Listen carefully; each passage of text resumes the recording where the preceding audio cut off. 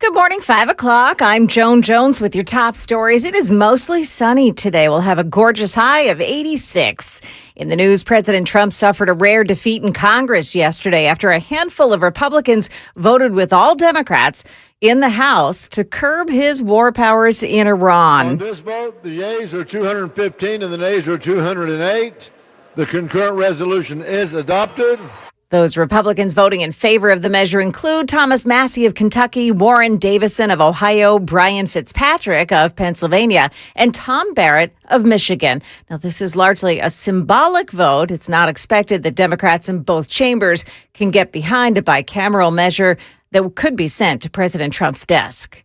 CMA Fest begins in Nashville today. One thing you will see less of this year: dump trucks blocking streets so cars can't come into contact with festival goers.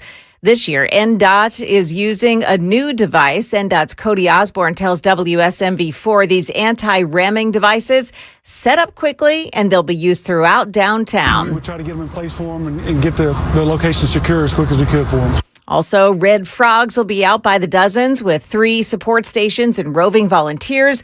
They expect to hand out 50,000 cups of water throughout the CMA Fest. A major gas leak in downtown Nashville yesterday. News 2's Megan Fee says the fire department responded to a call in the 200 block of 10th Avenue North. The department says a construction crew hit a gas line. The nearby YMCA was evacuated as a precaution. Yeah, crews were able to shut off the affected lines and allow everyone to get back into their buildings within a couple of hours. Market numbers brought to you by Beacon Capital Management, online at beaconcm.com. Stocks pulled lower on renewed Iran war worries as investors weigh the stalled ceasefire talks and the Israeli strikes on Hezbollah in Lebanon. The Dow lost 619 points, or 1.2%. The S&P fell 55. The Nasdaq gave up 239. Weighing on the market was a nearly 2% rise in Brent crude oil, which closed at $97 a barrel. Palo Alto Networks helped drag the S&P 500 toward its first drop in 10 days. On the winning end was data center chipmaker Navitas, which closed up more than 20% after the company stressed its relationship with NVIDIA. Macy's closed up after reporting a better-than-expected profit, raising its 2026 forecast. The 9/11 Memorial and Museum has launched a new $75 million fundraising campaign as the nonprofit now looks to educate millions of American kids born after the 2001 terror attacks. Michelle Franzen, ABC News. And right now, Dow futures are plus 240, but the Nasdaq futures are down 292. The S&P futures are minus 23. That's the latest news. Traffic is next. I'm Joan Jones, WTN News.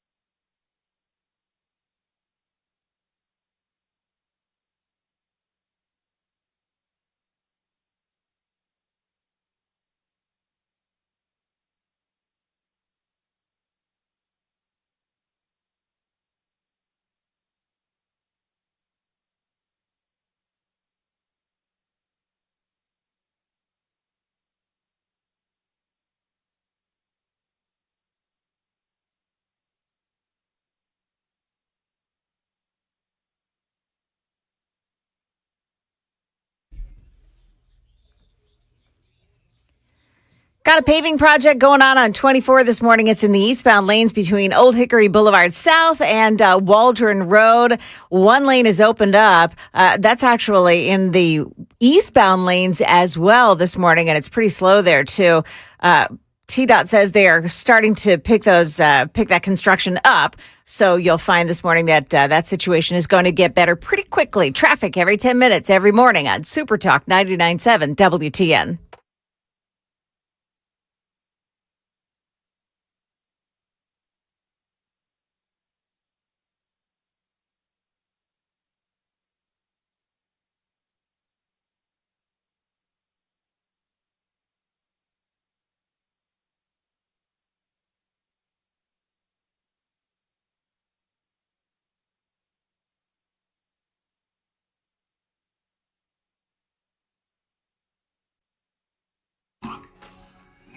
.506 Nashville's Morning News on Super Talk 99.7 WTN. Good morning to your friends. Hope you are doing well, and welcome on in to a Thursday, June 4th. And today, as far as your weather goes, mostly sunny and a high of 86. We have a lot going on. Joan, when I saw the headline that Donald Trump said, I guess yesterday, we could have a peace deal by this weekend. Yeah.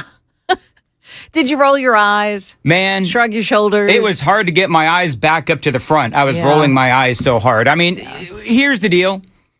First of all, and I'm not going to be hating on Donald Trump and all that kind of stuff, but the only thing that I would say is, first of all, even if they have this memorandum of understanding, as we've all been talking about, well, most of us, this memorandum of understanding, well, that's not a discussion about the actual nuclear aspects of the deal with Iran. It is basically trying to get the Strait of Hormuz open. So we'll cover everything that is going on with Iran, the firing of missiles and rockets and drones back and forth. That does continue. President Trump reiterating that he would like to meet with Iran's supreme leader if things worked out. I think we all talked about yesterday about how that sort of is like a troll. Nobody really expects the president to be able to meet with the supreme leader of Iran. But this could be a big deal. I don't know. I'm a little cynical. But overnight, there was a major, they say, diplomatic deal that has been struck between Israel and Lebanon. Now, remember yesterday when we played you that audio and the video of Donald Trump with Miranda Devine, where she asked Donald Trump about whether or not he cursed out Benjamin Netanyahu as he was defending himself against Hezbollah in Iran. And this was part of what the president had to say. Which you were angry with him. You said, are you effing crazy? What are you effing doing? I helped you stay out of jail. Is that true? Did you speak to him in those terms? I did. I wouldn't say angry. I was a little bit perturbed at his constantly fighting with Lebanon. You know, at some point I said, Bibi, we got to stop this. We got to stop it. But I have a very good relationship. We've done well together. He always says, we could never have done it, but everybody knows that we could have never done it without the United States. But I've worked very well together. I like Bibi a lot. So that is President Donald Trump obviously talking about Benjamin Netanyahu and their relationship. And so clearly Netanyahu paid attention because now a peace deal has been, at least a ceasefire between Israel and Lebanon, or Hezbollah, has now been signed. Really what this is this is an extension of the ceasefire that they had going on initially, but ultimately, this has been going on ultimately it's been going on for years, but they had a ceasefire a couple of months ago, and that ceasefire really has not been honored by Hezbollah, who is, of course, in Lebanon. And so Israel has been defending itself. So now the Department of State has announced a major ceasefire breakthrough between Israel and Lebanon. Here's what they say. As a result of the U.S.-led negotiations, Israel and Lebanon agreed to the implementation of a ceasefire, the department said in a joint statement.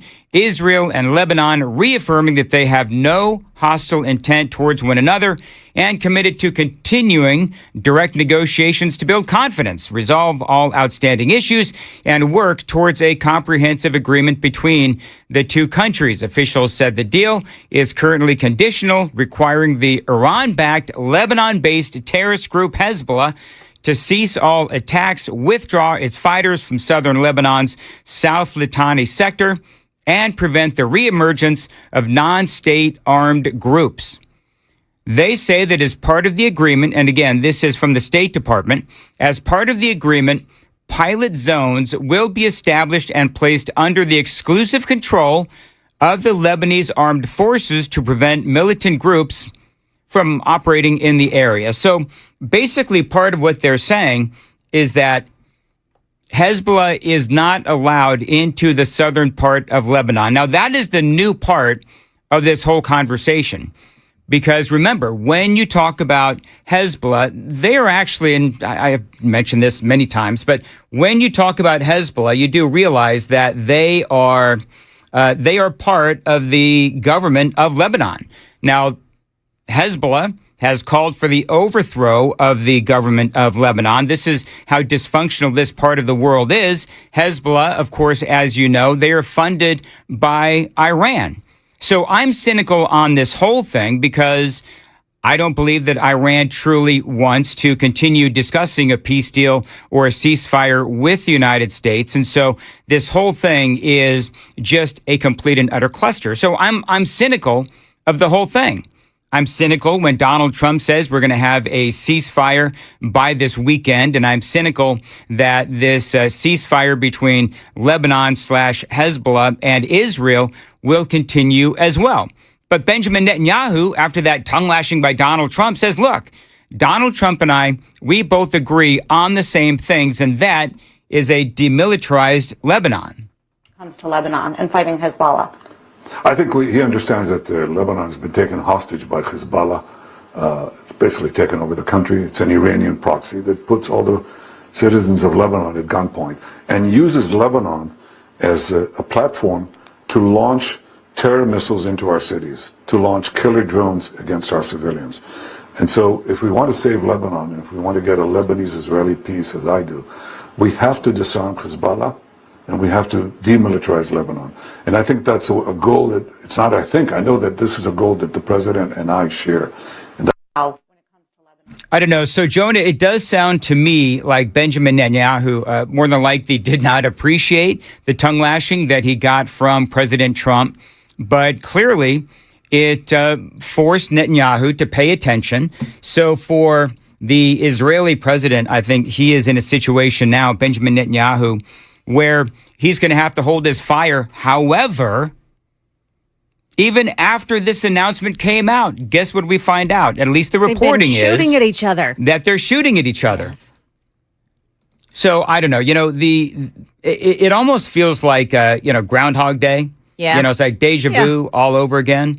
And it does get a little old coming in here because, honest to goodness, it's like we're reporting the same story over and over and over again. It does, again, get a little frustrating. Yeah, one thing that happened this morning is a United Nations interim force in Lebanon peacekeeper died this morning in those attacks.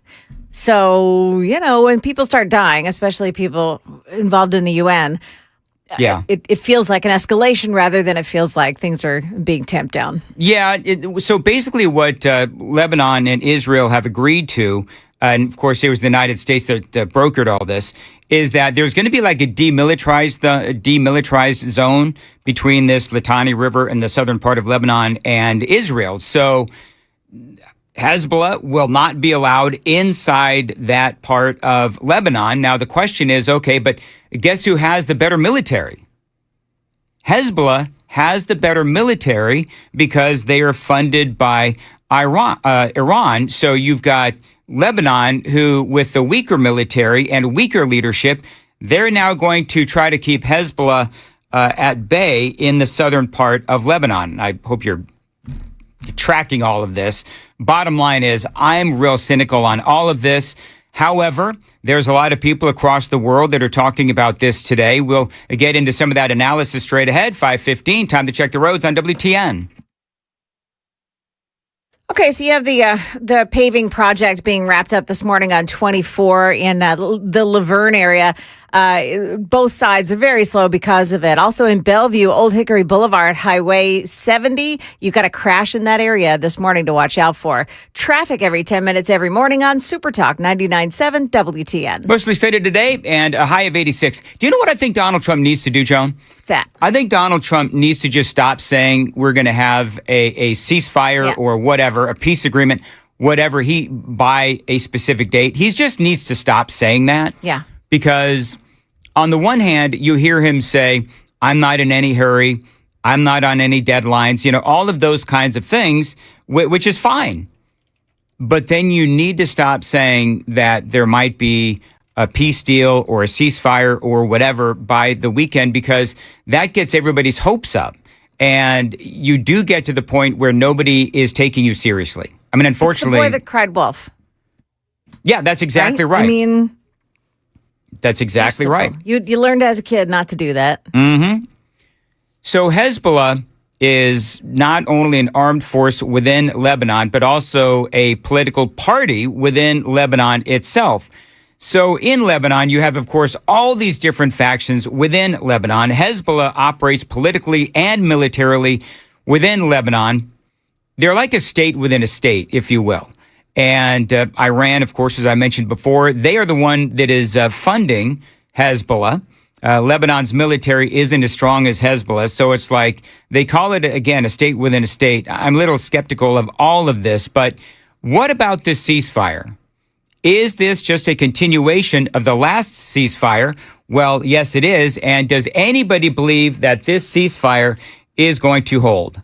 I doubt it. This is not the announcement of a brand new ceasefire. This is asserting respect for a ceasefire that was actually agreed just last month in May. There was a 45-day extension to an already existing ceasefire that was there before. Perhaps one of the most notable elements is the establishment of these so-called pilot zones, where the Lebanese armed forces would assume essentially exclusive control, not allowing the presence of any non-state actors essentially here. So we did know ahead of this latest round of talks that there was a lot of optimism from U.S. diplomats. Even earlier in the day on Wednesday, we had signaling from a State Department official saying that there was a slow start, kind of a slow burn talks during the course of Wednesday, but that a lot was accomplished. So.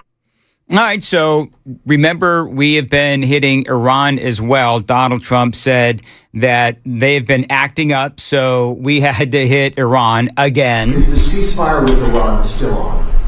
Well, there's a reason for everything. And we hit them pretty hard the night before, and actually last night.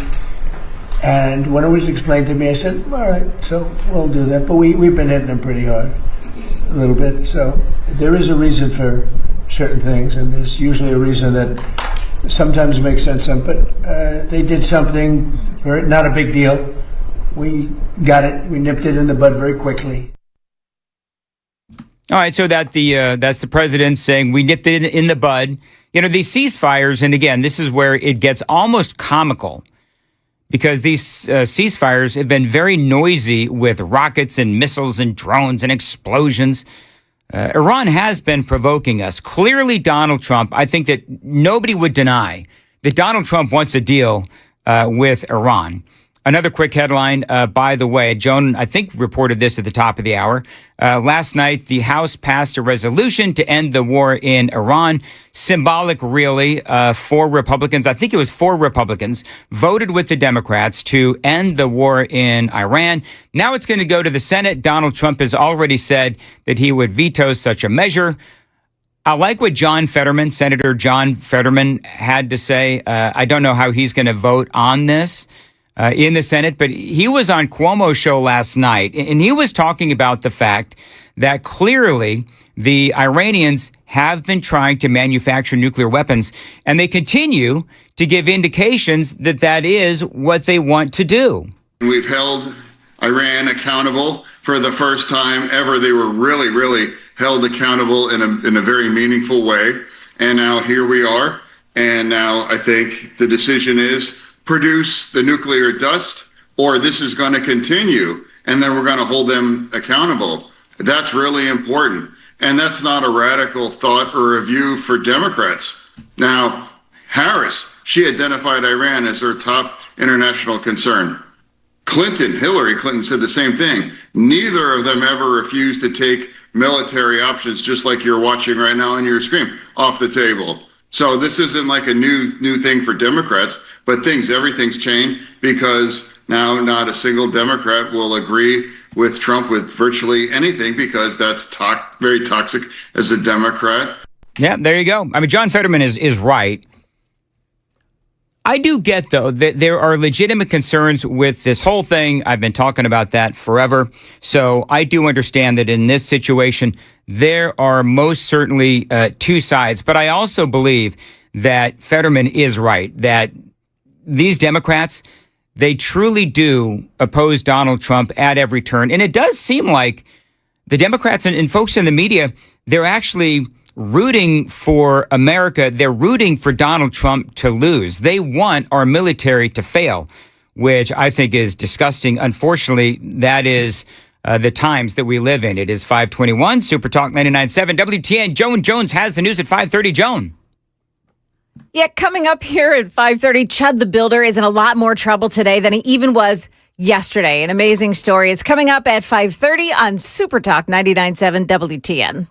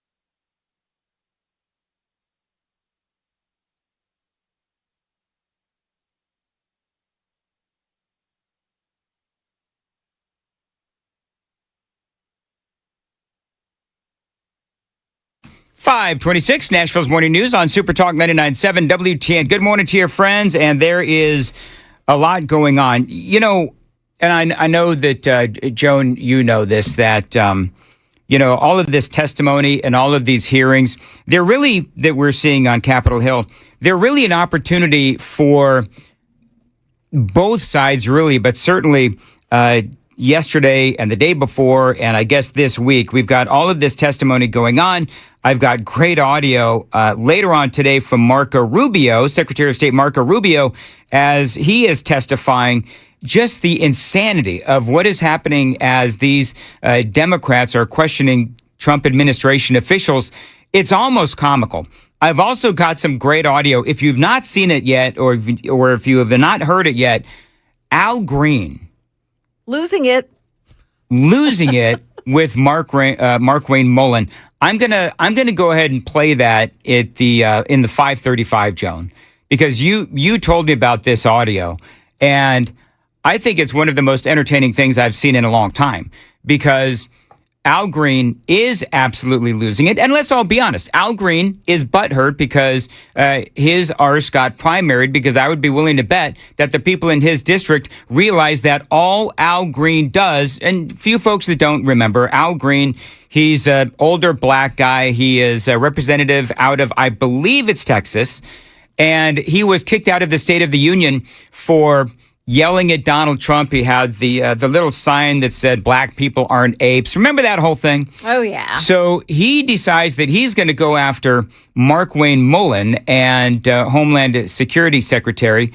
And Markwayne Mullin, he's not putting up with any tomfoolery. He really isn't. And so it is entertaining as all get out. We're going to play that audio for you. But there is some great audio. Again, I'm going to play it right now, video and audio. This is Representative Lou Correa, and he is, again, going after Homeland Security Secretary Markwayne Mullin. They're talking about budgets, and it gives everybody the opportunity to start yelling about Homeland Security and ICE. Am I going to have to tell my children at home to carry an American passport with them when they're out in the street? Congressman, I'm from Indian country. I'm from Indian country, and we got a lot of brown people around there too. I'm Cherokee. No, I'm not talking about. We're not doing that. No, but look, it is. It's the same thing that you're saying. Renee Good and Alex Preddy, we're not brown. Oh my God. Okay. My favorite part of this is when you hear Markwayne Mullin going, "Oh my gosh, really? Is this what we're doing?" But why we have American citizens being arrested right now by ICE? American citizens that are actually being deported. American citizens getting roughed up. I see this every day, sir. Look, so's my your ICE officers agents. have a badge, they have a gun, and they have federal power, sir. Yeah. They have to respect Americans. Forget about undocumented. Let's talk American citizens. Let's talk about that. What can we do to protect the rights of American citizens? I've got an idea. How about telling American citizens not to attack ICE agents and Border Patrol agents? How about telling American citizens not to try to run over law enforcement officers with a car? I mean, that's one really good way to make sure that they end up safe. It is 5:30. Super Talk 99.7 WTN.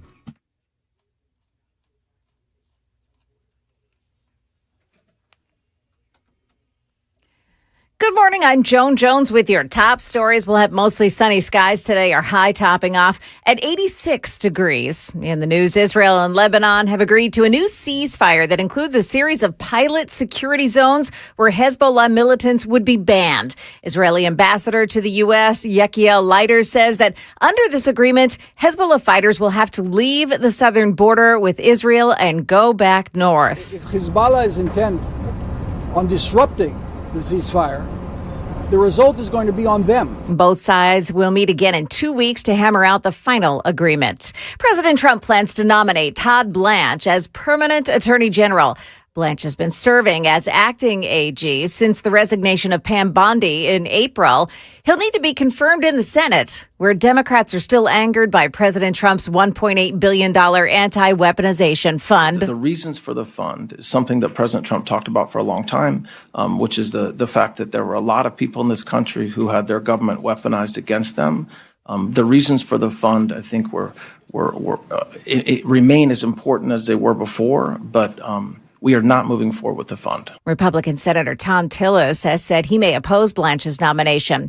Chud the Builder got himself into more trouble yesterday as he was set to appear in two separate courts.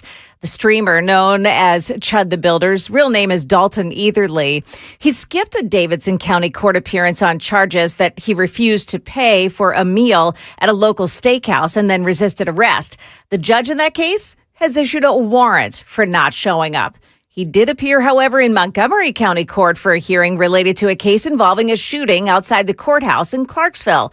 News 2's Bob Mueller says that the judge in that case was asked to lower his $1 million bond.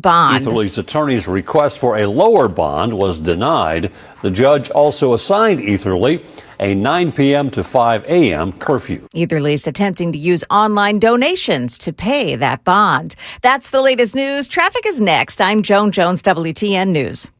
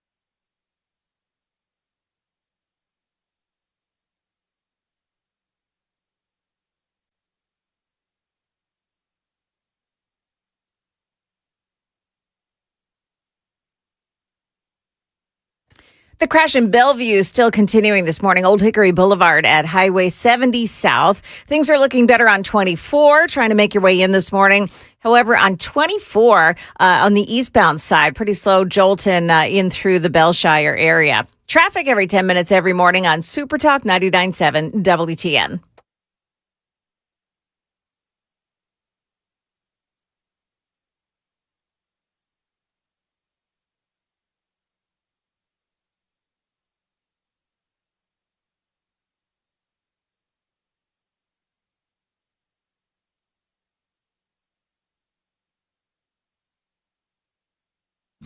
.536 Super Talk 99.7 WTN, and there is a lot going on. Appreciate you being here. By the way, coming up at 6:36, Matthew Hurt is going to join us. We'll talk a lot about politics and what is going on in the world today. We may talk about what is going on in the LA mayoral race. I saw a headline, Joan. I don't know if you've seen the actual numbers yet, or if they've actually released any new numbers in the mayoral race, but the headline that I saw was Nathia Rahman, who was in third place. She is now gaining, apparently, on Spencer Pratt, who is in second place. Karen Bass, of course, in first place in the mayoral race. Oh. So, didn't you just know this was going to happen? We did know that this was going to happen. It's like, and I we don't know what's going to happen. I need to calm down, not get all upset. But yesterday I did a whole thing. I think it was in the 5 o'clock hour, where, you know, LA with the, and in California with the absentee ballots or the mail-in ballots, where they send ballots to every registered voter in the state. And so you had all of these prognosticators on the networks and local TV there in LA as well, saying, yes, Spencer Pratt is in second place, but just wait, because we've got all of these mail-in ballots coming in, really kind of, you know, prepping everyone for it ain't over by a long shot. And remember what I said yesterday, where Spencer Pratt in second place, the jungle primary, the whole thing, the top two in the primary, regardless of party, ultimately end up in the general election in November. So Karen Bass, first place, and then Spencer Pratt in second place, Nathia Rahman in third place. But with all of these ballots coming in, I guarantee you that they do not want Spencer Pratt debating Karen Bass. Because the woman, if you've ever actually heard her debate, if you've ever actually heard her speak publicly, she's not a great public speaker. She's slow on the uptake, and Spencer Pratt absolutely obliterated her. You remember this, where she was in a debate with Spencer Pratt and Nathia Rahman, and after that debate, Spencer Pratt got all kinds of not only accolades, but his polling numbers went up exponentially, because Pratt is really, really good at debating. So now, let me see if I can get this audio real quick. Now, and then I'm going to get to the Al Green stuff. Spencer Pratt is now challenged Karen Bass to a debate every single week. Are you going to debate Karen Bass again? And what do you want to tell her if she sees this? You know, I love debating her on NBC. I look forward to a couple more on NBC and Fox. We can do debates every Friday if she would like, because it's actually became my most favorite thing to do. So yes, as many debates as Mayor Bass would like. What would you like to tell her now that it's on? Between the two of them? Oh, I mean, she knows it's on. I hope she's ready, you know, because I literally could not be more excited. This is a campaign that started because you lost. Yeah, that is Spencer Pratt saying he would every week. You name the place, he is ready and willing to debate her. Remember, after that debate, she skipped out on the rest of the debates. And then Nathia Rahman also skipped out on the debates. So they are afraid of Spencer Pratt. And so, as we said, it does appear that Nathia Rahman is getting closer to second place. And with all of those mail-in ballots coming in. And I'm telling you, my whole opinion on what is going on in the LA mayoral race is that the apparatus of the Democrat Party in Los Angeles, in California, they're not going to let Spencer Pratt anywhere near that general election. So my bottom line is they're going to do anything and everything they can to ensure that Nathia Rahman ends up in second place. Also remember that one of the reasons why they don't want Spencer Pratt to debate Karen Bass or make it into the general election is because any inroads that the Republicans make, really that makes Gavin Newsom look bad. Because it would tell you, it would be an indication that the people of California, the people of Los Angeles, they are rebelling against the absolutely horrifying tenure of one Gavin Newsom, which I believe has seen the decline of California of which the state has never seen before.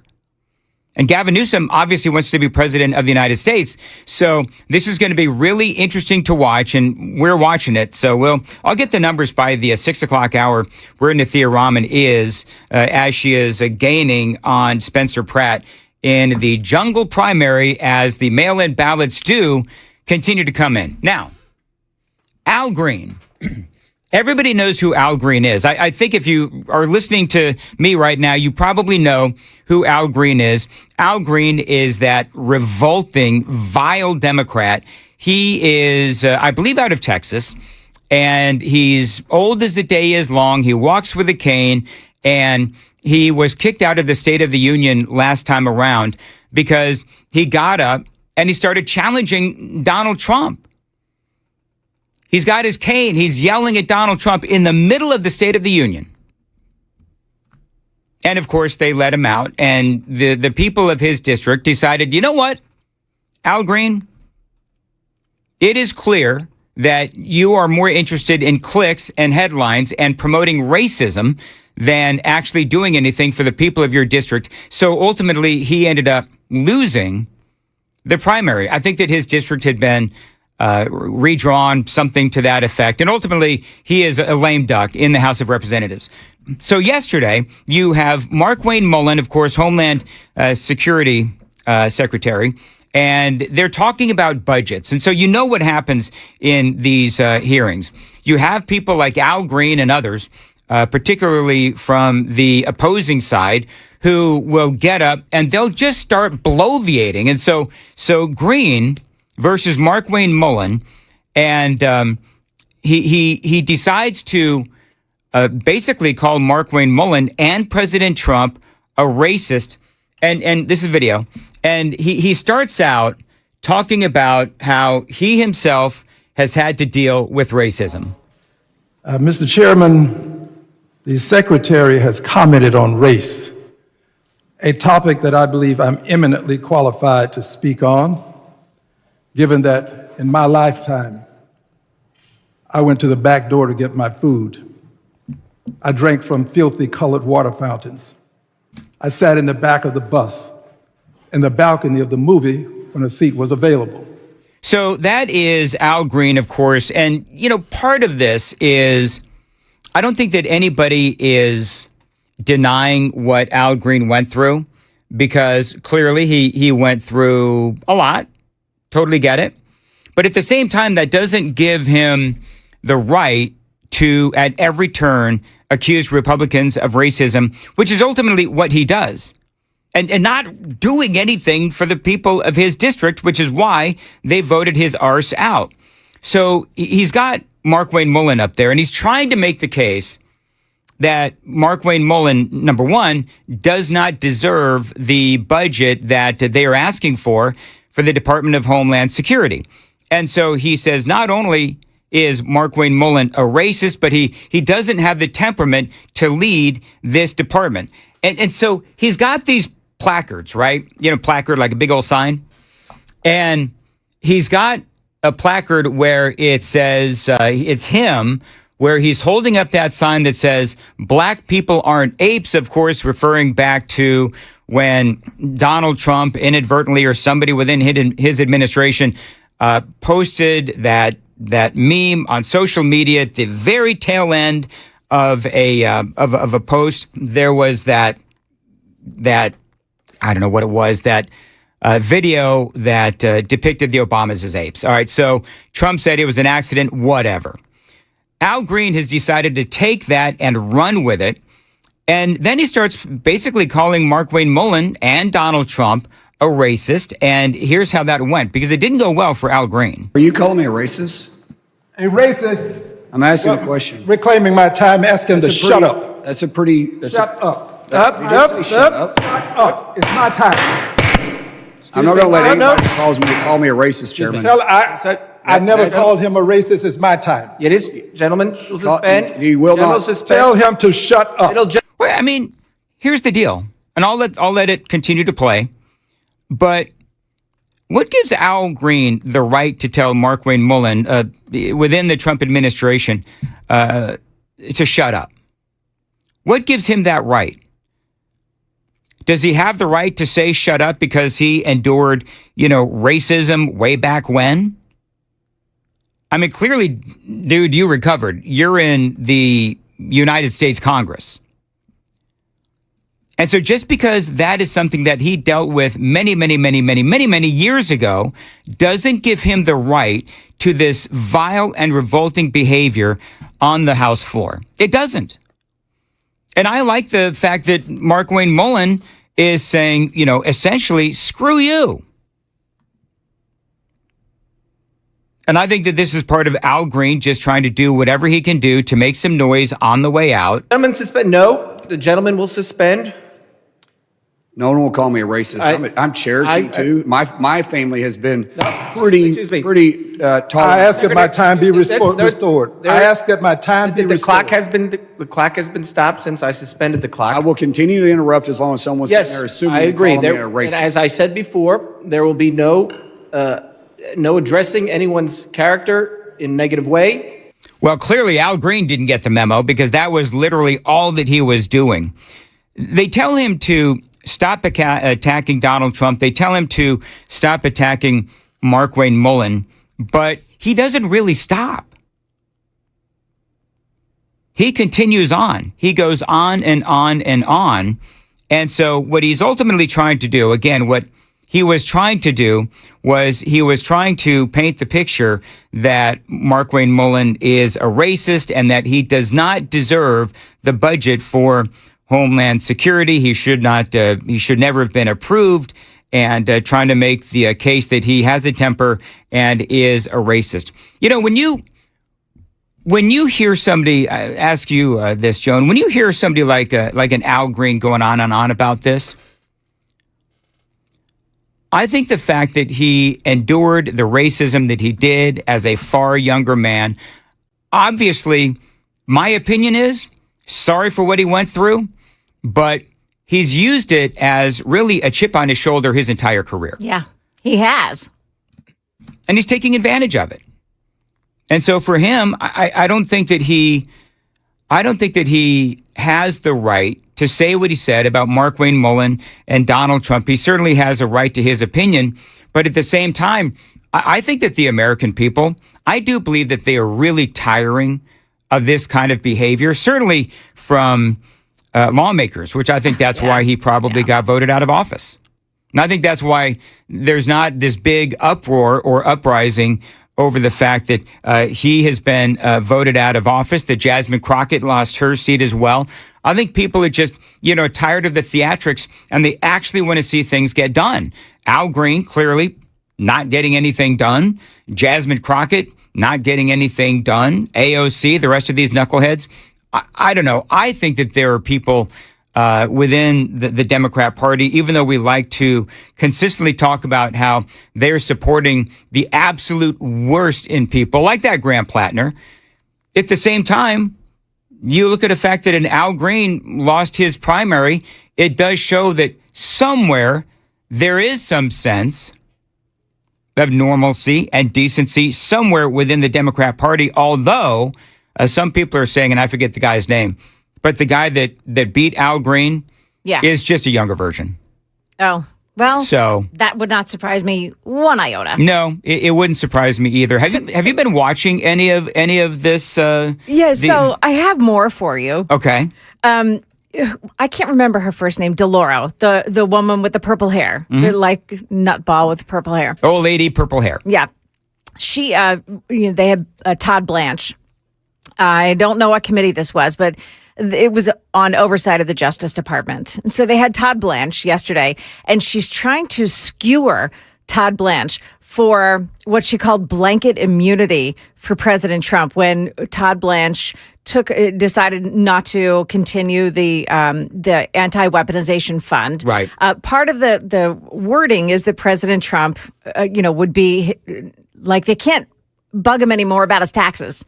Right. Stop delving into his taxes. Enough already. So here's the exchange that she had. She's exasperated, and it's just hysterical. An addendum, the second order?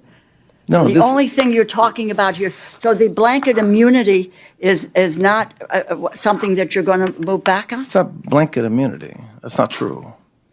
It is. No, it's not. Read it. Now she reads from it because she can't believe it.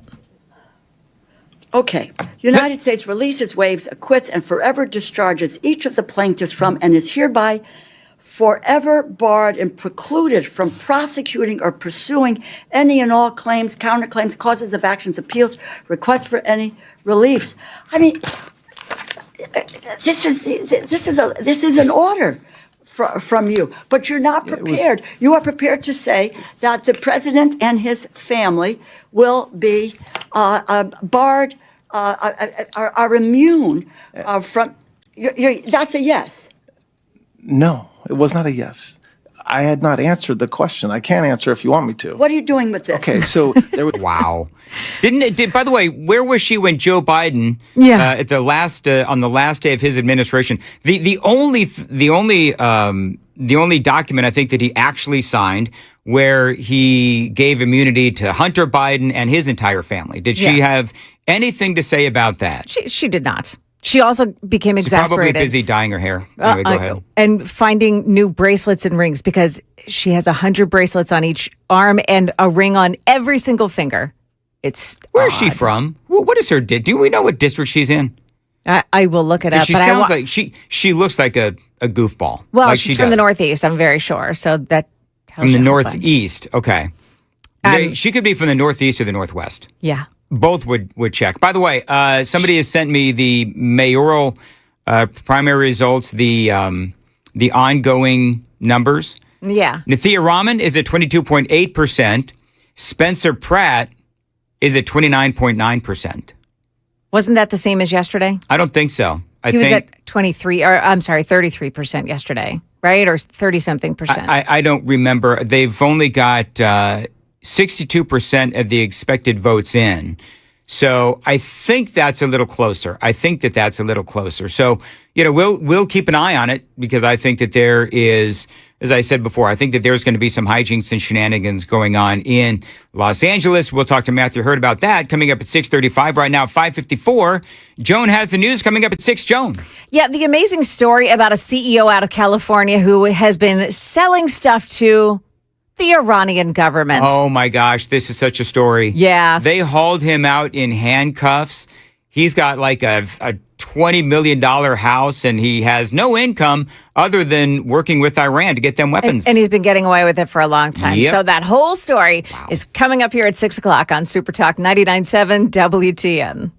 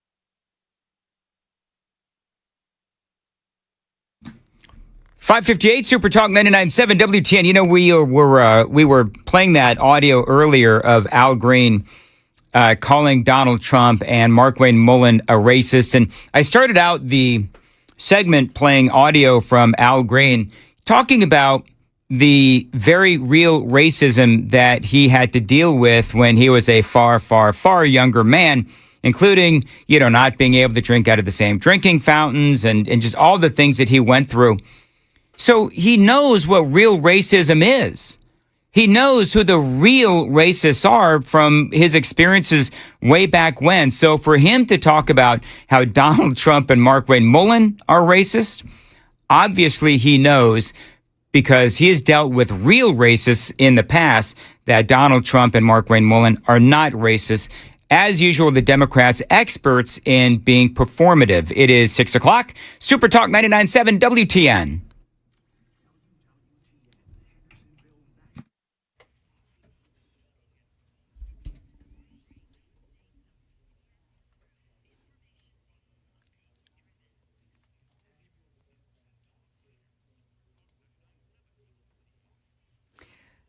Good morning. I'm Joan Jones with your top stories. 4 House Republicans voted along with all Democrats in the House yesterday to deliver a rebuke to President Trump on his war powers. Lawmakers on Capitol Hill delivering a rebuke to the president. 4 Republicans siding with Democrats as the House voted to direct President Trump to either withdraw forces or get approval from Congress to continue the war. It's a largely symbolic vote with little chance of passing the Senate. The White House brushing it off, saying President Trump will continue to protect our national security using his constitutional authority as commander-in-chief. That's ABC's Karen Waugh. The CEO of a tech company has been charged with selling U.S. computer technology to the Iranian government.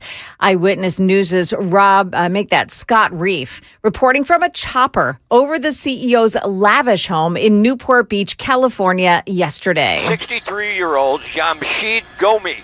He is a CEO of an Iran-based tech company. Specifically, he's been arrested for conspiracy to violate the International Emergency Powers Act and aiding our declared enemies by violating sanctions, providing Iran with networking equipment and encryption equipment.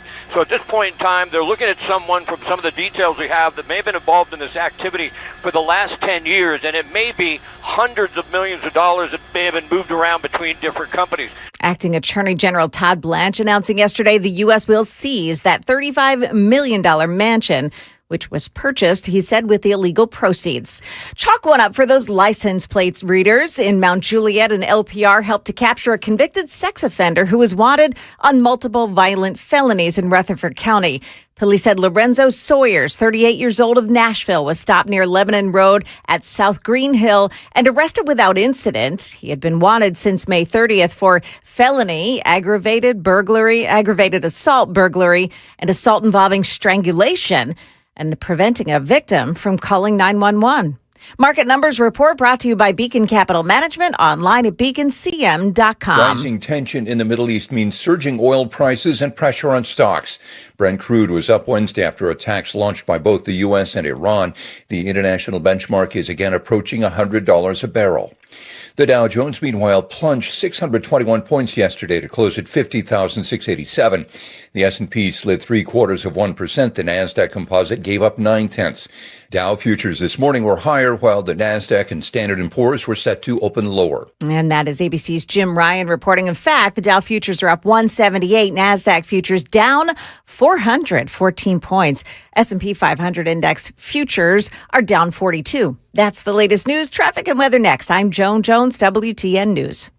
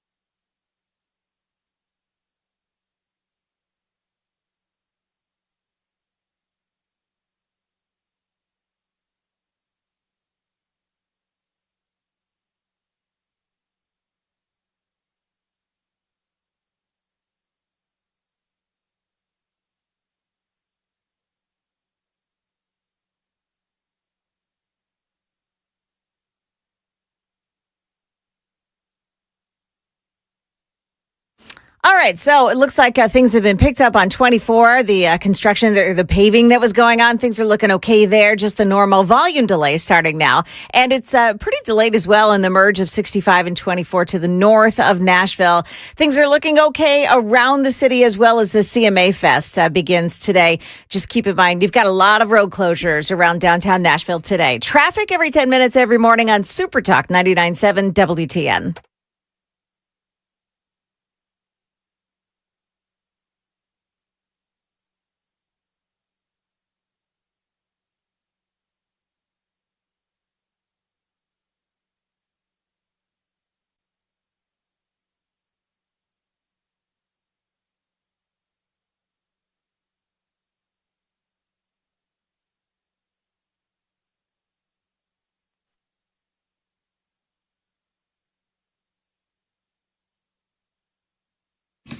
.606 on Super Talk 99.7 WT, and good morning to you, friends. Hey, 6:35, Matthew Hurt is going to be joining us, going to be talking about all things politics, anti-Semitism in America. A story that has gone viral is just another reason why I cannot imagine having to take the subway every day in a city like New York. And I also keep asking myself, if this lady is just vile, or if she's mentally ill. Have you seen this?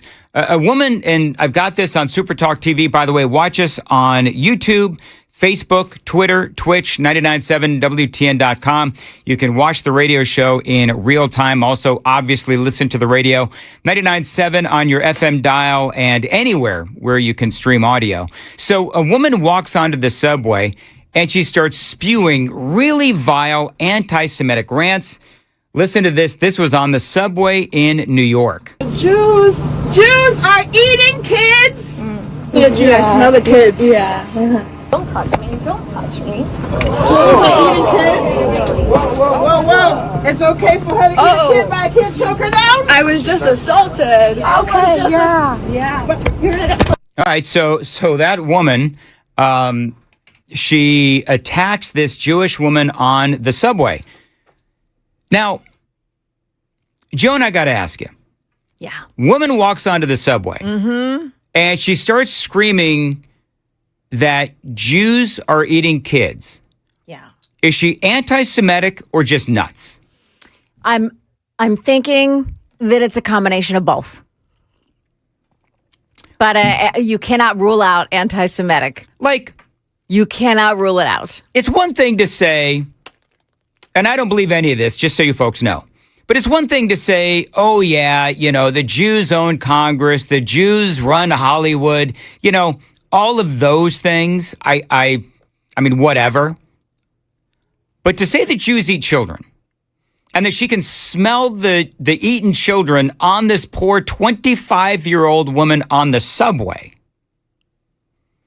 seems a little nuts. Now, I'm not excusing the anti-Semitism, because one of the things that she also did was she also said other things about how the Jews are stealing wealth, just all of this stupidity.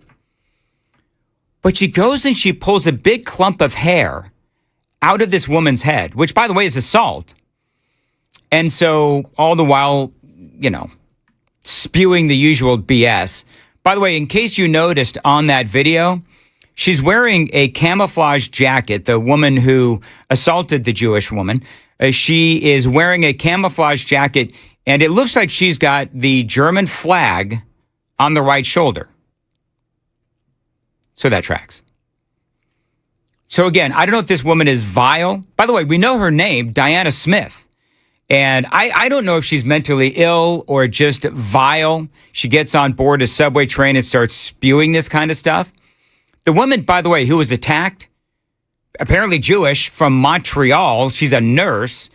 This woman also Diana Smith, ended up trying to choke the nurse as well. Another sad part of this story, nobody intervened.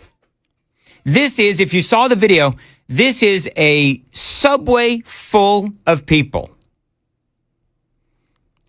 And nobody intervened until it was too late, and this woman, the Jewish nurse from Montreal, was attacked, and a big clump of hair pulled out. You think that's was Daniel Penny? You think that's the Daniel Penny effect? Where he helped that, protected all of those people in the subway in New York, and then ultimately he got charged. And so I think that people in New York are sort of like, okay, so we don't want to help, this woman. We don't want to protect this woman because look what happened to Daniel Penny. By the way, the good news is this woman, Diane Smith, was arrested shortly after and is facing a slew of charges, including hate crime, assault, hate crime, criminal obstruction of breathing, and aggravated harassment, according to court records obtained by the outlet. I mean, the sad thing is, this is a woman, Ms. Smith, and all kinds of men on this subway, and nobody would protect or help this 25-year-old Jewish nurse from Montreal. Now, we've seen a ton of anti-Semitism, of course, in the last few years. Some headlines over just the past couple of weeks. Santa Monica, California. A Jewish couple attacked by a guy with a vicious dog and a baseball bat. Synagogues and homes were vandalized with swastikas in New York. A group of Jewish people were attacked outside of a synagogue in Brooklyn, and a Michigan synagogue was attacked in I forget what city it was, but this was back in April, again, in Michigan. And remember last year, we had 2 Israeli embassy staffers murdered. It's about the same time last year. So then the question is, why is this happening? Why is all of this anti-Semitism taking place in America? Well, I can tell you. You're going to have a lot of people say, oh, it's Donald Trump. Oh, it's the white nationalists. Oh, it's the Republican Party, right? BS. You got people like Hassan Piker out there and Nick Fuentes, who are incredibly popular and, yes, anti-Semitic as well. You got Candace Owens out there as well. People accuse her of being anti-Semitic. You also have the war between Israel and Hamas, the pro-Palestinian crowd. You have all of that anti-Semitism on college campuses. So you have a lot of these folks in Congress. You have the blatant anti-Semitism of Democrats like Ilhan Omar and Rashida Tlaib, among others. So when you ask, why is anti-Semitism on the rise? And it is, and the attacks are on the rise. And you got some people trying to blame Republicans and conservatives and white nationalists and all this kind of garbage. All you got to do is look at what is happening within the Democrat Party, and I've got the numbers to prove it coming up, but all you've got to do is look at the Democrat Party, and all you got to do is look at who the Democrat Party is affiliating with.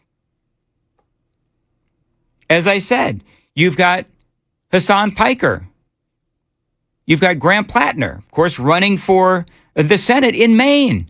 Dude has a Nazi tattoo. Phil Williams going to cover that? No. Listen to this. In April, Pew Research polling revealed that 60% of U.S. adults have an unfavorable view of Israel. Now, that is up from 53% last year, particularly among Democrats and younger Americans. That's where we'll pick it up. Coming up next, it is 6:15. Time to check the roads on WTN.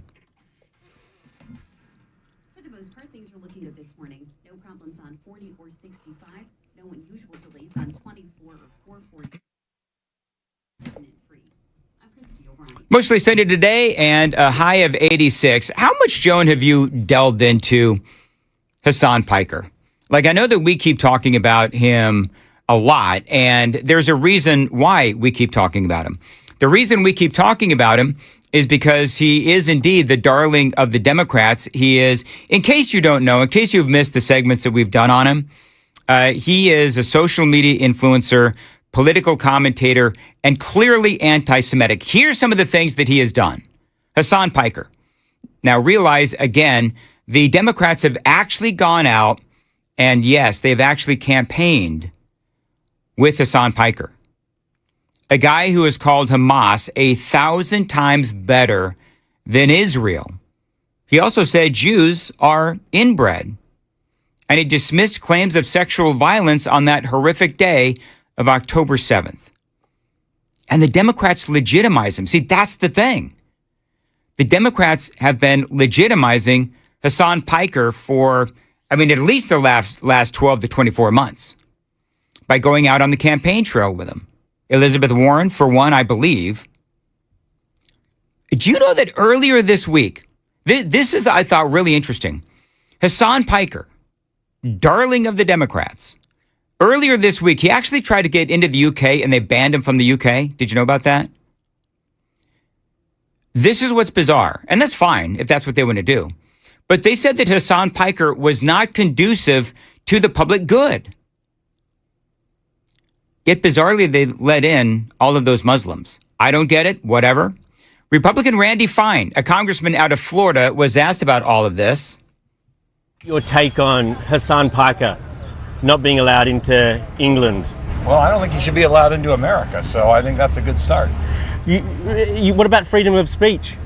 Well, people have freedom of speech, but I think when you're a terrorist, you should be held responsible for that. And I think that he's clearly a supporter of terror. He's a walking billboard for the problem with birth tourism. You know, he was brought here by his Turkish family. They had him, then they took him home, made him hate America, and then sent him in to torment us. The guy's a horrible human being, and I wouldn't let him into my country if it was up to me, so I don't blame them. Look, maybe your opinion, but he's not a terrorist. He says some stuff that you disagree with, and I think banning him from a country is pretty crazy step for someone who's just expressing their opinion.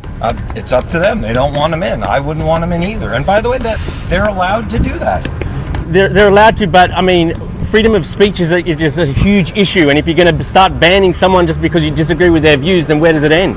Well, he promotes Muslim terror, so I think they're making the right decision by not taking that. I'm surprised they did it, but I think they did the right thing. Okay. Thank you, sir. And off he goes. That is, again, Randy Fine. And you just heard him say that he is surprised that the UK did that. Well, again, as I said, it is strange because they let in millions of Muslims that have destroyed the culture of Europe. That is another discussion that we've had many times. But as far as Hassan Piker being an example of the issues of birth tourism, in case you missed that, Randy Fine actually brings up a really good point.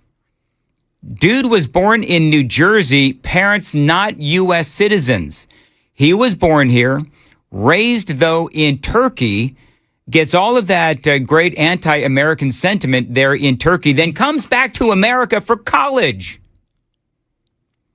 And Hassan Piker has made a fortune being an anti-Semite. It is amazing. It's like the American dream. For him, it's American nightmare, I suppose, for the rest of us. Graham Plattner running for the Senate in Maine. Now, you know that he had that Nazi tattoo, yet Chuck Schumer, this is the crazy thing. So we all know, we've all been covering Graham Plattner. We know that he's got the Nazi tattoo. He is a racist. He is just says horrible things about women. You know, rape victims need to accept accountability for what they did. Just all of this nonsense, Graham Plattner, right? So you would think that Chuck Schumer, a Jewish person, would actually say, I don't think it's right to support Graham Plattner. Nope, Chuck Schumer is all in. I met with Graham Plattner today. We're going to beat Susan Collins and take back the Senate. Now, one of the things you're going to notice is that they keep asking him the same question over and over and over again. Chuck Schumer, they keep asking him the same question. He's got the same answer every single time. We're going to beat Susan Collins and take back the Senate. We're going to beat Susan Collins and take back the Senate. Any other subject you got? Any other subject? Yes, you right there. We're going to beat Susan Collins and take back the Senate. Last one. You have not said if you're still endorsing Graham Plattner. Are you still supporting Graham Plattner? As I said, I endorsed Graham Plattner. We're going to beat Susan Collins and take back the Senate. Thank you. And he just off he goes. Did he have any other message at No. all? Joan, they asked him that question at least 5 times. Chuck Schumer, as a Jewish person and a Democrat, do you still endorse Graham Plattner? And all he would say is, we're going to beat Susan Collins and we're going to take back the Senate. So I don't believe that the Democrats ever had any moral high ground. Like, let's just be honest. Like, I don't believe that they have. But whatever they claimed to have about moral high ground is now completely obliterated based on Chuck Schumer and Elizabeth Warren and all of these other folks that, in the Democrat Party, in the Senate, and in the House of Representatives, where clearly there is no bottom for the Democrats.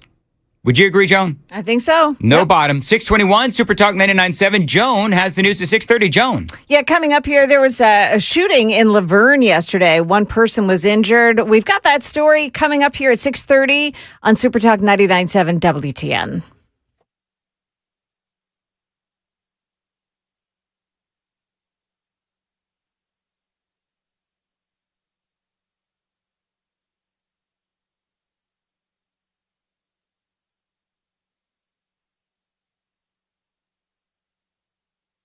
What can the dad in your life get with a gift certificate from the Glock store? I mean, a lot. Guns, ammo, two-way accessories, literally anything he wants related to two-way. Hey, it's Dan Madison. Yes, indeed, Father's Day is rapidly approaching, so if you're struggling with what to get the dad in your life, think about the Glock store. A couple of years ago, we got Amy's dad a gift certificate from the Glock store. He loved it. Yours will as well. If you've got a two-way loving dad, husband, or son, think about the Glock store. They've got racks of guns and ammo and accessories. They also have specialized training at the Glock store as well, around corners, in the dark, real-life situations. They want to make sure that you're ready for that moment that you hope never comes, but you need to be ready for, and that is when you have to protect your family. Check them out online or in person, theglockstore.com and shoot270.com. The Glock Store, minutes from the airport and worth the drive from anywhere.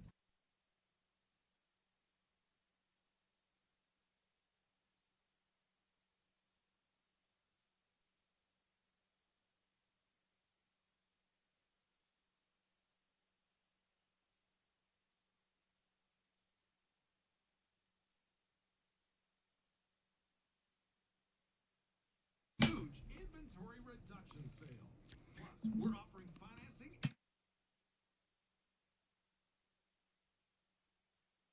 $623 Super Talk 99.7 WTN. Dan Mendes here. Credit card interest rates are now over 29%, and most people are only making the minimum payments, so they're getting nowhere in being able to pay off that balance. But here's what a lot of these homeowners simply do not realizing. Using the equity in your home, you can easily access hundreds of thousands of dollars in cash. With Loan Pronto's Rapid Equity Loan, you can pay off your credit cards, your existing HELOC, your car loans, or get money for that home improvement project. Now, one client going through Loan Pronto just got $100,000 approved and saved over $1,500 a month. And here's the best part. With Loan Pronto, you can do it all from your phone with zero out of pocket, no hard credit pull up front, no appraisal, no long drawn out bank process, and no touching your first mortgage. That is huge. Rates right now are at near 3-year lows, so you need to act right now. Go to loanpronto.com. That's loanpronto.com. See how much money you can get in about 60 seconds. It is just that easy. Loan Pronto, 2,800 5-star Google reviews, 615-499-5780, 615-499-5780, loanpronto.com. Find them online again, loanpronto.com, equal housing lender, NMLS 166-1781, and MLSconsumeraccess.org.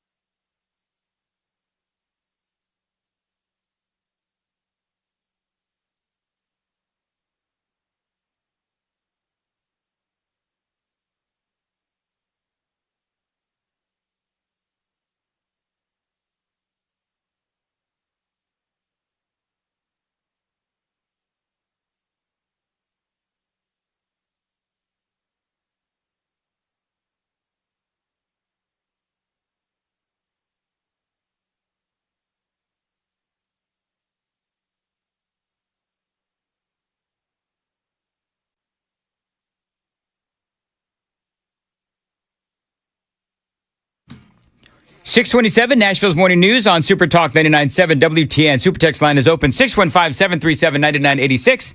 Very active today. Thank you very much. You ever, Joan, I don't know if you've ever had cats, but you ever play like with a cat with a ball of string, that kind of a thing? Oh, yeah. Just kind of making them crazy? Yeah. Marco Rubio was actually having fun with members of Congress yesterday and the day before. So he was being accused, one Democrat, her name is Jacobs, Democrat Jacobs, and she was saying that Marco Rubio has a problem with the truth, and it's very bizarre. It took a weird turn. You can't say that the president lost the 2020 election, just like you won't admit President Trump is losing this reckless war of choice, and just like you couldn't admit that the shoes the president bought you were too big. What? You clearly don't know what winning means, and not because the facts are unclear to you, it's because telling the truth would cost you your job, and the American people are entitled to a Secretary of State who tells them the truth even when the president doesn't want to hear it, and my constituents, our service members, deserve better. Mr. Chairman, I yield back. I don't know what shoes she's talking about. What is she talking about?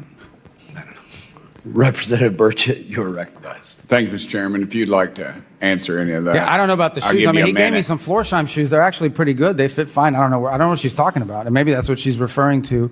Your shoes look very nice today, Mr. Secretary. Well, how can you see them? They're way down here. We're talking about shoes. Are you guys kidding me? I mean, is this the Foreign Affairs Committee or is this like a circus? What is this? I think it's a circus, but I appreciate you. I love that, Congressman Burchett. It clearly is the circus. There were so many great moments from that yesterday. Oh yeah. There's another one. We'll play it at some point today. There's another one where some lawmaker just asks questions of Marco Rubio, Secretary of State. Then she walks out. Yeah. And he's like, "Where are you going? Why are you leaving?" Your question.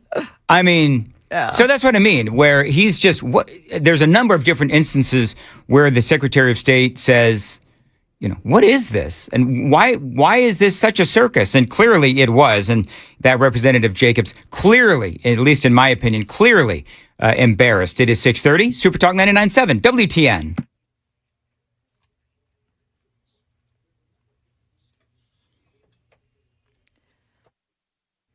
Good morning, 6:30. I'm Joan Jones with your top stories. The man President Trump has chosen to become the head of national intelligence is facing scrutiny over what others say is a lack of experience at a time when the U.S. faces a heightened threat environment. Growing backlash to President Trump's pick for acting director of national intelligence, Bill Pulte. Pulte will oversee 18 intelligence agencies despite having no experience in the intelligence field. Republican Senator Mitch McConnell, without naming Pulte, suggested he's unfit for the job, saying the role requires extensive national security experience. That's ABC's Karen Waugh reporting. A shooting yesterday in Laverne. This happened at Waldron Road and Centerpoint Drive, where News 2's Alicia Wemberly reported this happened just before 1 in the afternoon. Officials say one man was shot and was taken to a hospital for his injuries. The Tennessee Highway Patrol told us a crash happened as a result of the shooting, which they are currently investigating. Police are still working this case. They're asking anyone who was in the area around that time who has any information to share it with Laverne police. No word on the condition of that one person who was shot. Like something out of a sci-fi thriller, a 12-mile infested zone has been established around a ranch in far south Texas.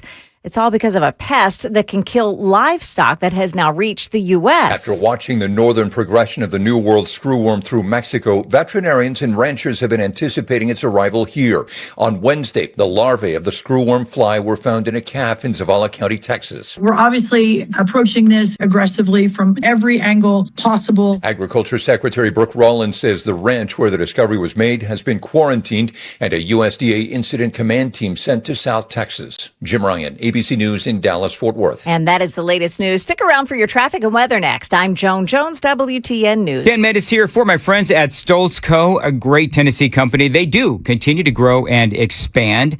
You know, they build pole barns, and that these pole barns can serve as a garage, an event space, an equestrian building, even barn dominiums. I've been talking about barn dominiums for a long time. Now, what is a barn dominium?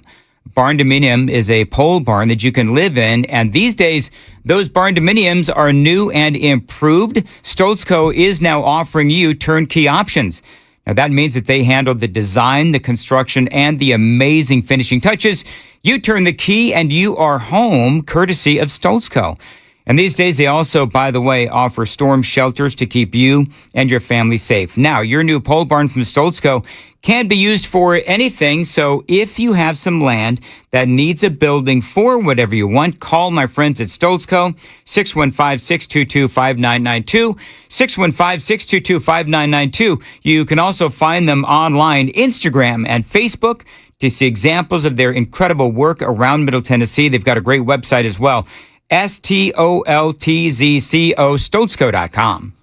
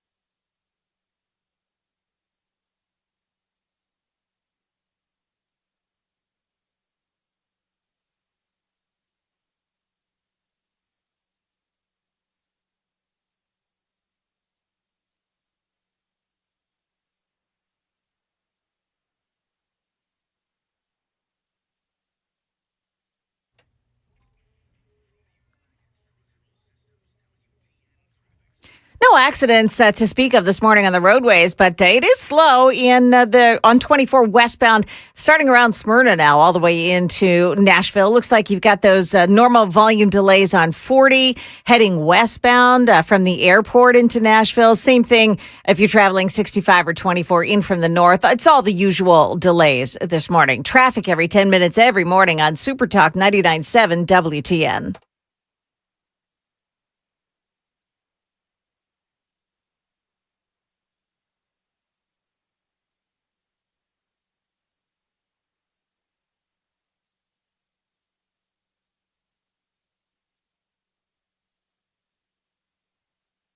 .636 Super Talk 99.7 WTN. Good morning to your friends. Hope you are doing well and welcome on in. Matthew Hurt, grassroots political analyst, is joining us. And Matthew, always great to talk to you. I just spent the previous segment talking about a number of different things, including you've got Hassan Piker, of course, in the news, and the Democrats have been campaigning with him. Dude is clearly an anti-Semite.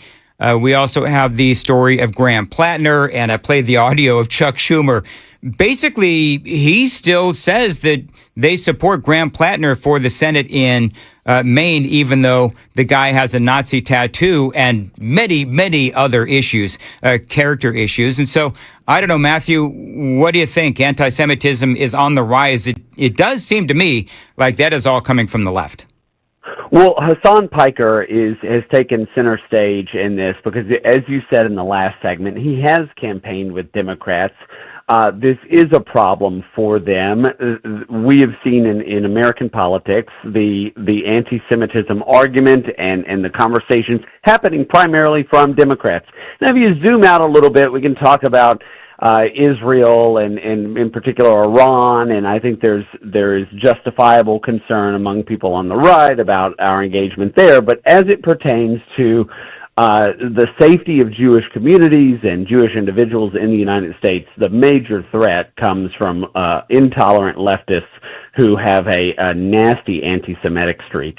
As it pertains to Graham Plattner in Maine, this is fascinating because, and I'm not sure if you've talked about this yet, but the Democrats can still take Graham Plattner off the ballot for the next few weeks and replace him with someone. And if this concern comes to a crescendo in Washington, I know that the Democrat senators had a meeting earlier this week where they asked Plattner a bunch of questions.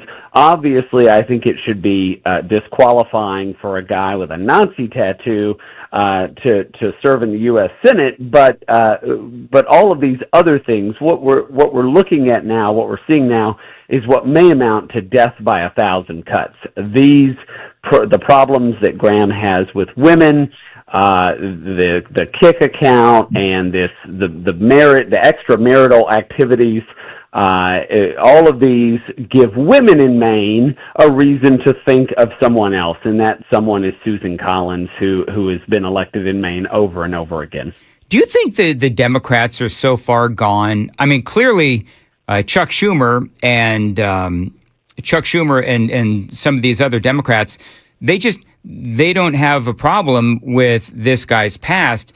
I understand that you say, and it would be interesting to see if they would pull this guy off of the ticket, with just a few days left until the primary. And so would it look hypocritical of them to say, like, for example, Chuck Schumer or Elizabeth Warren, that they still support him, then they turn around and they take him off the ballot? Well, what you would see in the messaging war is a few more days of tough questions, and then someone like Chuck Schumer or Bernie Sanders or particularly Elizabeth Warren, because she's a woman, to come out and say, these allegations, some of them true, some of them false, all of them a distraction from defeating Susan Collins and taking back this. As you just showed in the last segment, Chuck Schumer is on message on this. He is not going to change the order of the words that he's saying.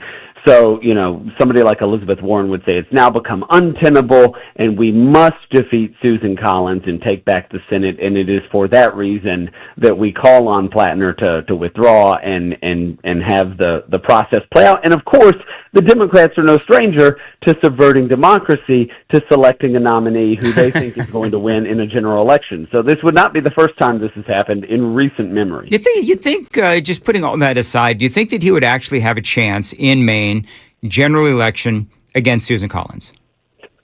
In the last segment, Dan, you said that Democrats don't have the moral high ground. I do think that there is a vote blue, no matter who, mentality among, and we saw it in Virginia in 2025 with Jay Jones, the Attorney General candidate, who literally fantasized about killing Republicans, his Republican opponents in the General Assembly and their children. And so I think we're past the Rubicon on what is acceptable political discourse and dialogue, and Democrats are it's a quest for power. Every election now for the last several elections has been amass enough power to punish your enemies, and that is what they're seeing as they head into November. And look, if you zoom out to other states, the polling in the Ohio Senate race is not great for the Republican at this time. It's even close in Texas. And so if Democrats get to a point where they think we're going to win, we're going to take back the Senate, we're going to win a majority with 3, 4, 5 seats, then it will be their quest for power will be very noticeable, and it will be it'll be unsettling for most people to watch. So we can go from Graham Plattner to James Tallarico in Texas. You did mention Texas. We have a lot of very bizarre statements from Tallarico, and this reminds me of when Kamala Harris was running and they tried to say, oh, she's a moderate. And then you compare that to all of the things that she had said when she was truly, truly a progressive, which I believe that that's what she is. I feel like there's a bit of comparison here because Tallarico, he has said a lot of very bizarre things and things that are strange just beyond very progressive policy issues, but talking about how, God is non-binary and all of those kinds of things. It's just, it doesn't make any sense that the Democrats would support a guy who you would think in a state like Texas, they would look at this guy who says, he talks about the virtues of being a vegan and all these other things. He's not Texan. Well, Dan, Tallarico has wild and wacky views, but the reason this race is different than the main Senate race is, and look, I'm a Republican. I want Republicans to win. I want the Republicans to hold the Senate and the House. But Ken Paxton has some baggage in state in Texas, and if you're looking at attracting moderates and independents, you may have a bit of a problem there with him. I do think the National Republican Senatorial Committee will come in heavy, exposing Tallarico's views. I think that will drive up Republican turnout. But it's what do you do with the moderates who think, oh well, he seems like a nice guy. And this Ken Paxton guy has some baggage, and I think that's going to be a major decision point for those independent voters in Texas. You talk about moderates and independents. We always seem to talk about that, and each political party is beholden to them. In your estimation, are these independents or moderates, are they more emotion-driven or are they more policy-driven? I'm going to let you cogitate on that. We're going to check the traffic real quick, 645 on WTN.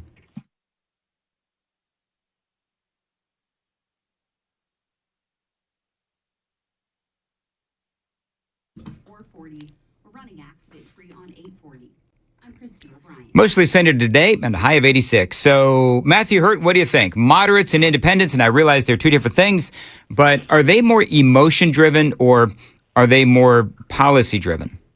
Well, the independents or the individuals that the voter blocks that people actively seek out to try to court in the last several months of an election are the people who get upset by mean tweets.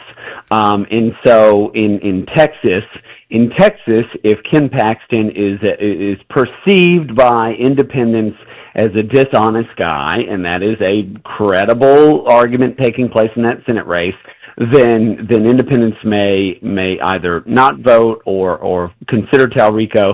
The flip side is true in a place like Maine. In Maine, obviously the narrative is not great for Graham on women or on the Nazi tattoo, and so independents and moderates and people who think we're reasonable politics, they're going to side with Susan Collins. And so it's both sides of that coin in these two races for very specific reasons.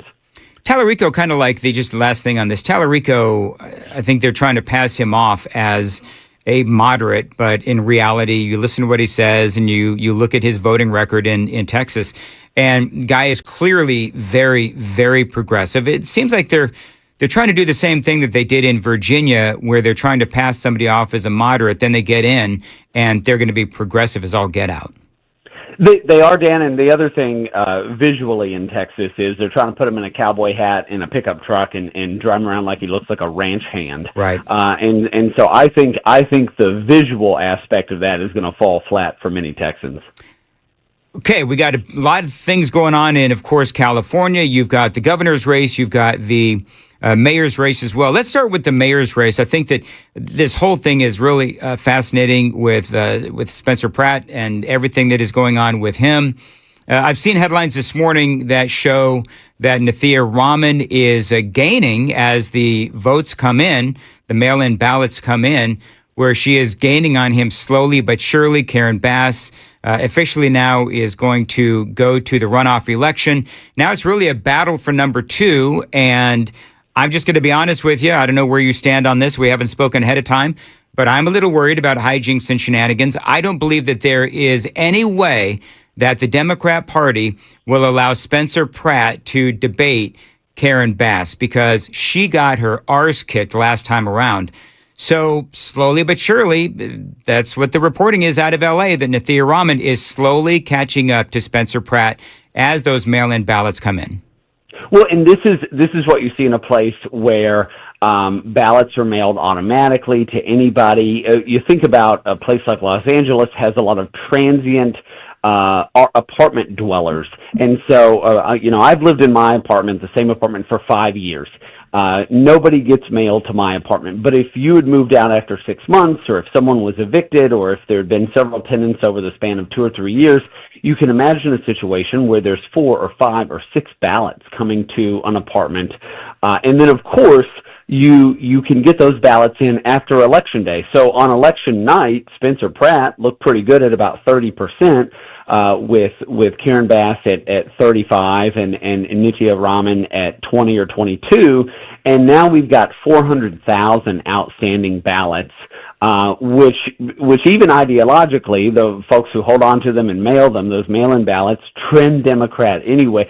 So it is a little concerning for me. I think Spencer ran an excellent campaign. He nationalized the race. There were a lot of supporters who produced good content for him, and I think he legitimately cares about Los Angeles. I'm not sure what the legitimacy of a lot of these ballots coming in and what it may do. I just checked the numbers a few minutes ago, and the margin is narrowing ever so slightly between Spencer Pratt and Nathia Rahman.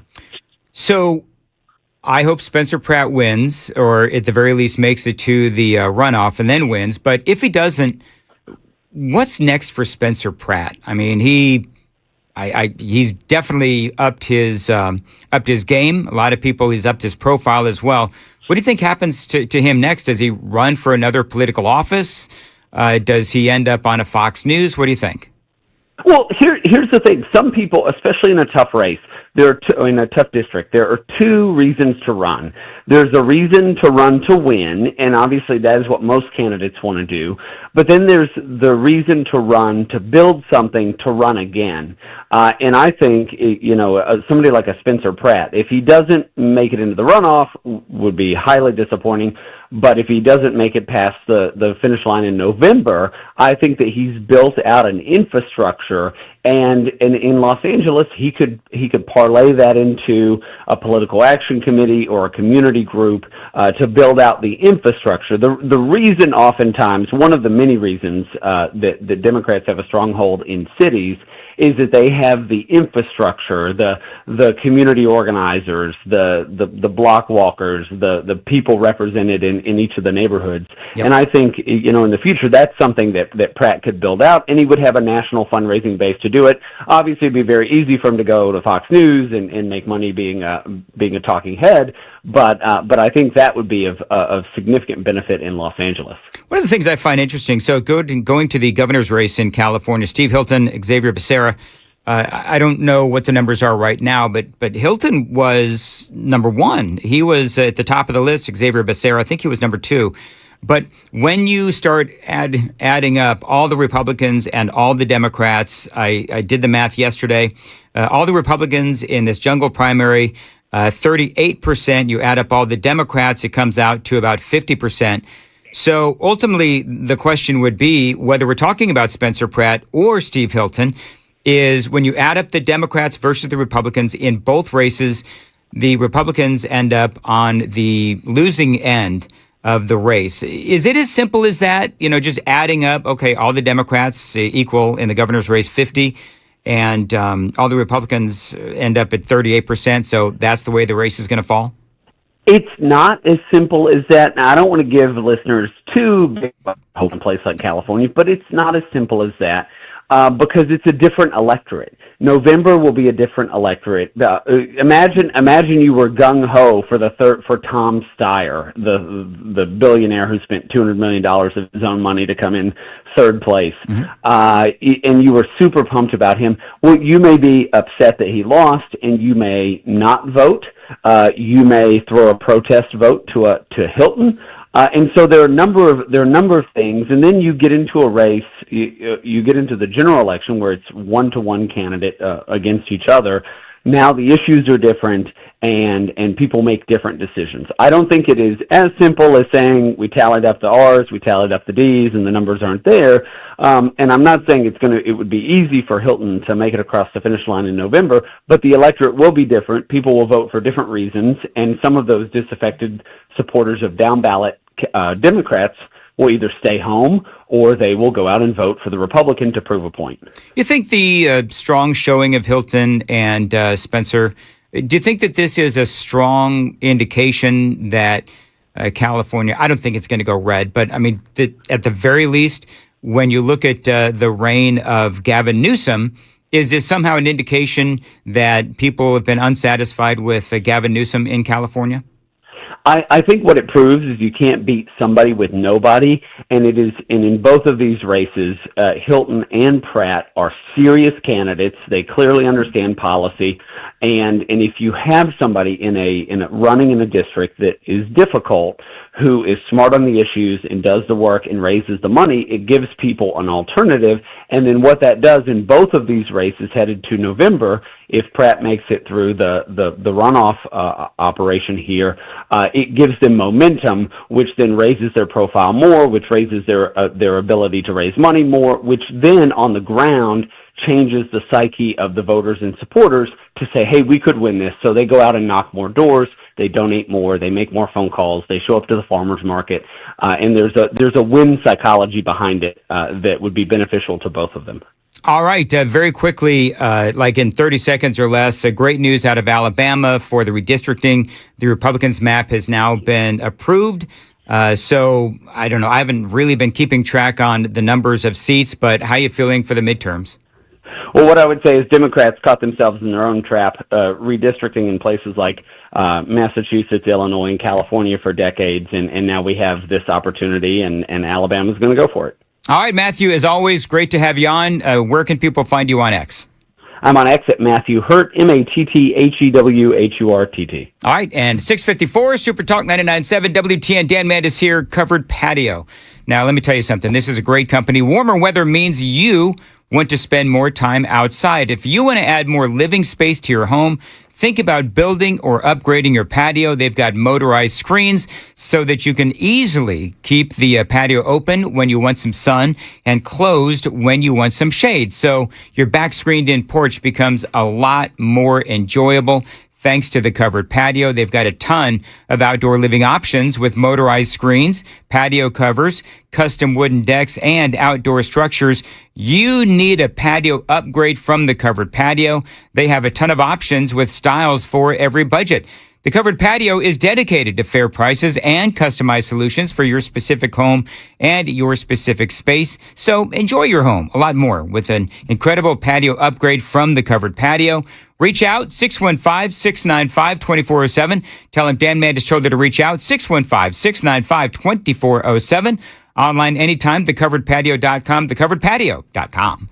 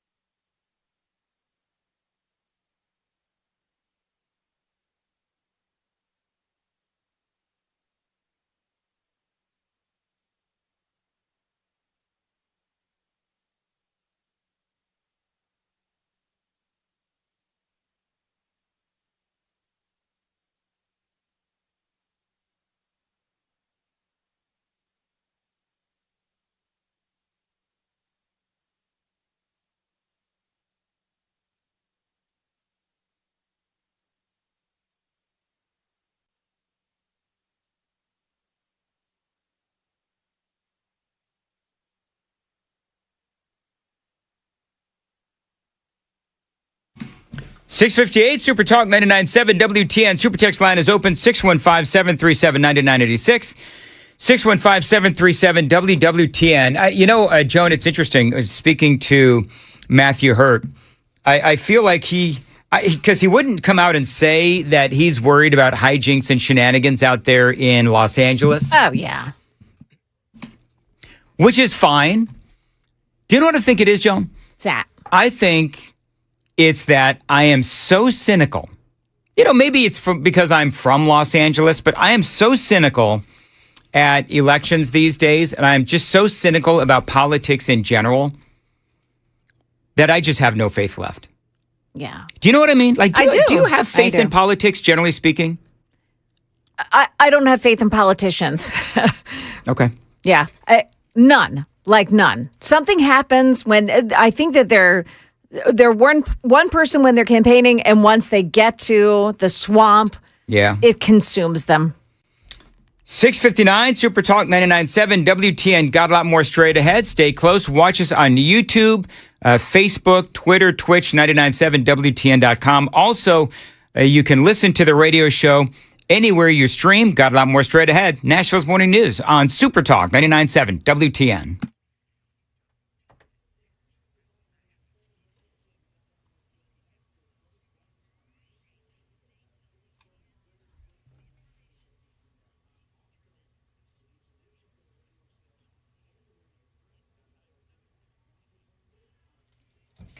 Good morning. It's now 7 o'clock, and I'm Joan Jones with your top stories. And President Trump suffered a rare defeat in Congress yesterday after a handful of Republicans voted with all Democrats in the House to curb his war powers in Iran. On this vote, the yeas are 215 and the nays are 208.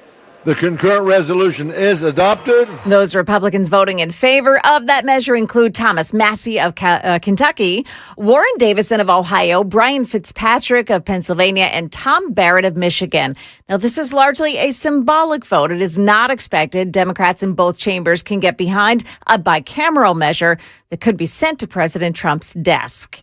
CMA Fest begins in Nashville today, and one thing you'll see less of this year is dump trucks blocking streets so that cars can't come into contact with festival goers.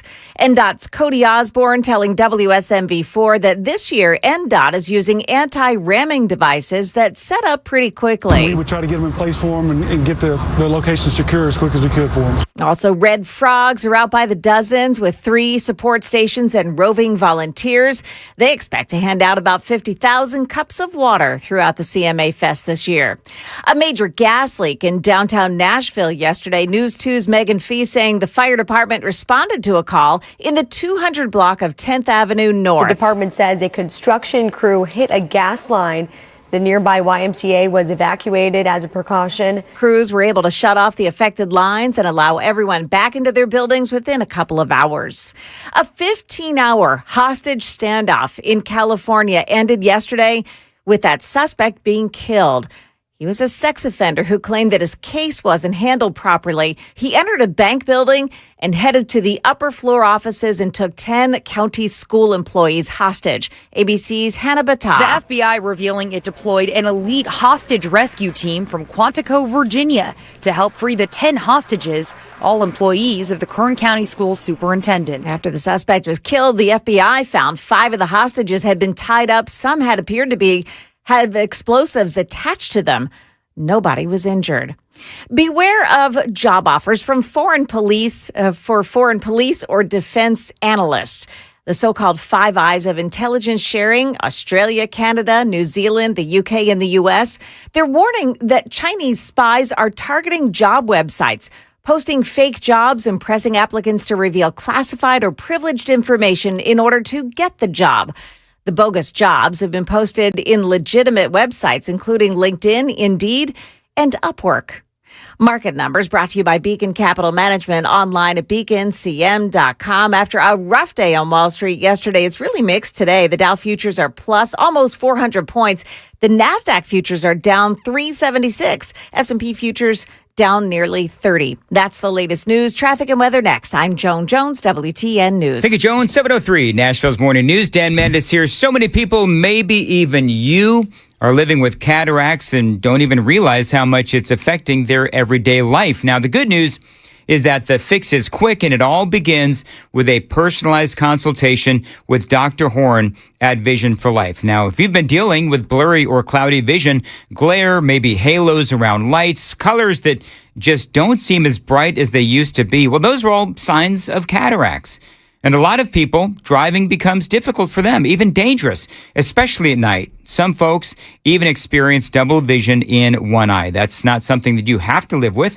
Cataract surgery today, it is fast, painless, and the results, they can be truly life-changing. So don't wait. Call Dr. Jeff Horn, 615-436-2020, 615-436-2020. Find them online anytime, visionforlife.com, to schedule your cataract evaluation with Dr. Horn today and find out if you qualify. Tell him Dan told you to reach out. 615-436-2020, 615-436-2020, visionforlife.com, and start seeing clearly again.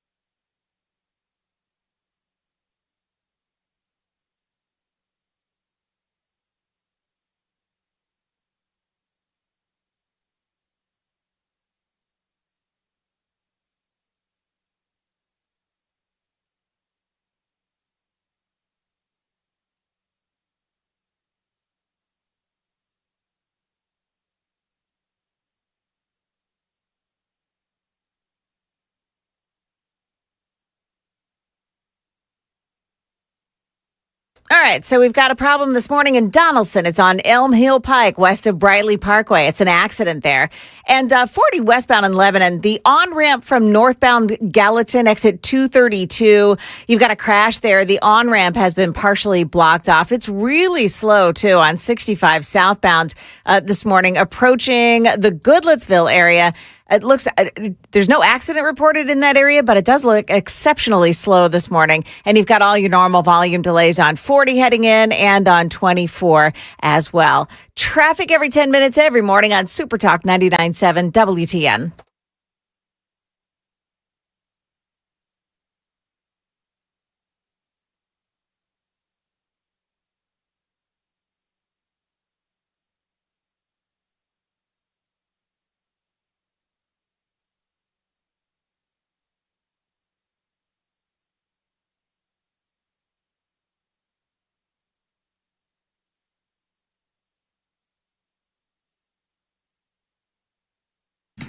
.706 on Super Talk 99.7 WTN. Good morning to your friends. Hope you are doing well. The Super Text line is open, very active this morning. Thank you. 615-737-9986. 615-737 WWTN. This backlash over an Andy Ogles social media post saying that homosexuality has no place in America.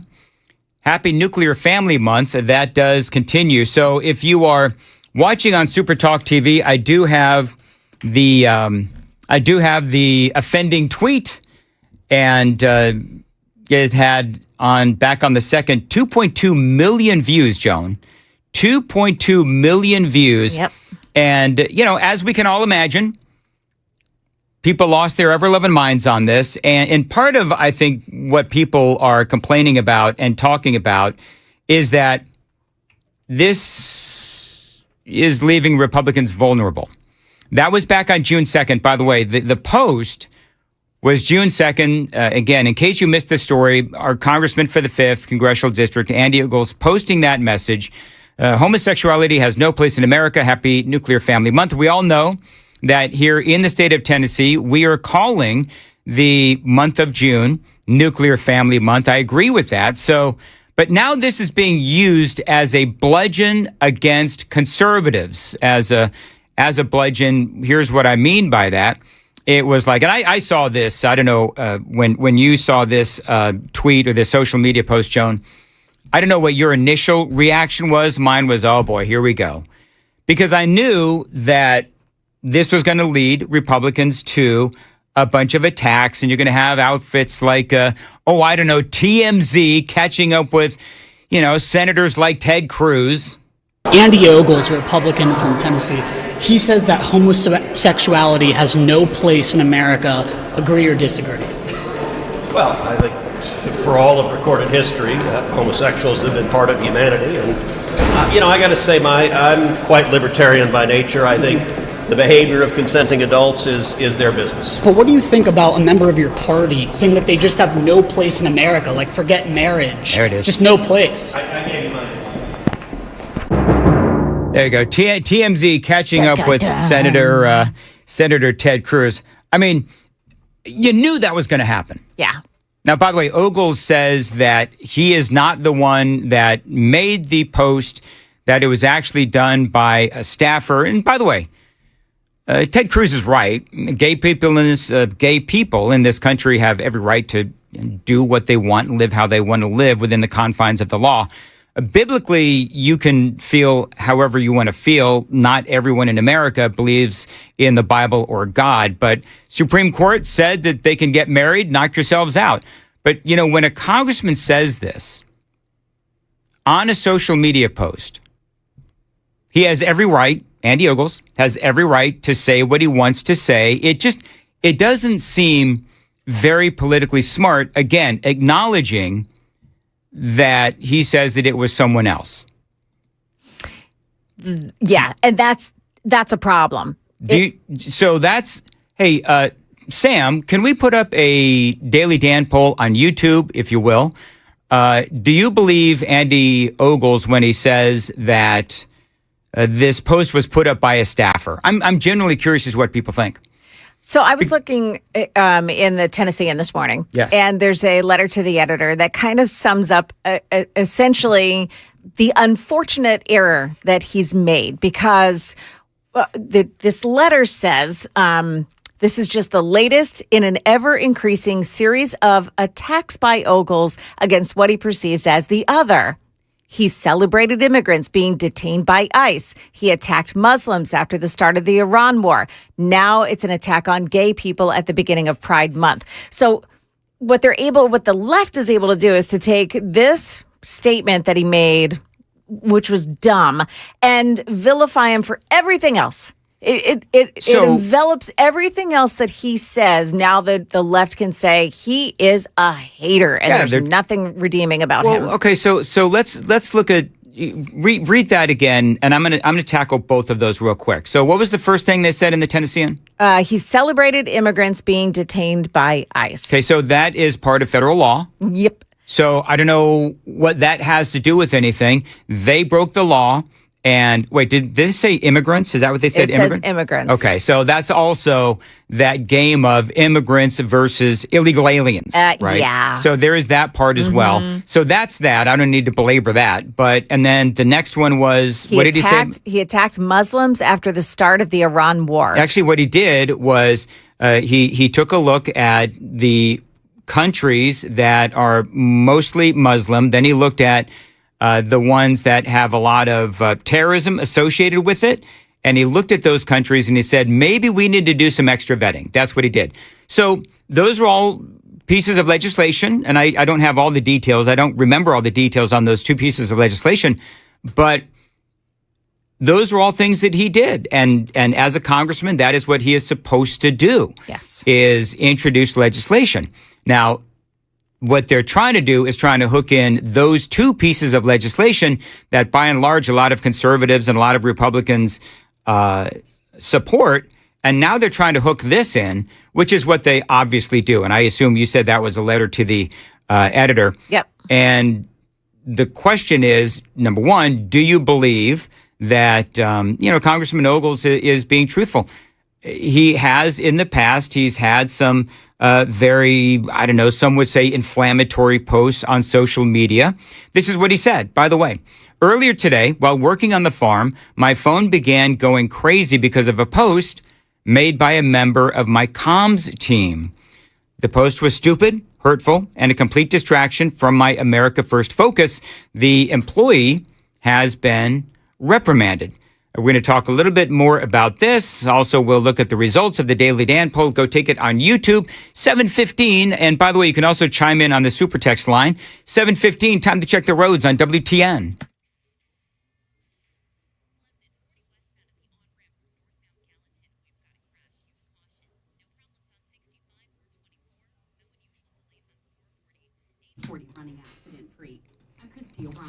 As far as your weather goes, mostly sunny today and a high of 86. Appreciate you listening to Nashville's Morning News. So Andy Ogles has a couple of problems. Number one is right now on the Daily Dan poll, Joan, 75% of the people that have taken the poll do not believe Andy when he says that the post was made by a staffer. So that's number one. Okay. I have something to that. Go ahead, John. CNN is reporting that Congressman Mike Lawler, another Republican running in a swing district, told CNN that he had texted with Ogles after that post was made. And he was told that it was a staffer at that moment, like before Andy Ogles even said anything to the press. And he said he encouraged Ogles to do better, whatever. I'm not going to dispute his statement, but the fact is that the tweet was offensive. I know it was offensive to many colleagues and staffers here. And, it was pretty clear that it was effing stupid. And here's the deal. And I'm not taking Andy Ogles' side on this, but he does say the post was stupid, the post was hurtful, and a complete distraction from my America First focus. The employee has been reprimanded. He also attached it to that the same thing that you and I put out, I think it was yesterday, the Happy Nuclear Family Month photo, the picture that the state legislature made because they passed the resolution that said, this is Happy Nuclear Family Month. And so instead of just putting it out there and like you and I, just post it, just say the legislature passed it, this is what it is. Right. He had to taint it. Mm-hmm. And that's a shame. Let me say, first of all, that Andy Ogles can have his opinions. And if he feels that way, God bless him. There's a lot of people like him and a lot of people that won't say that.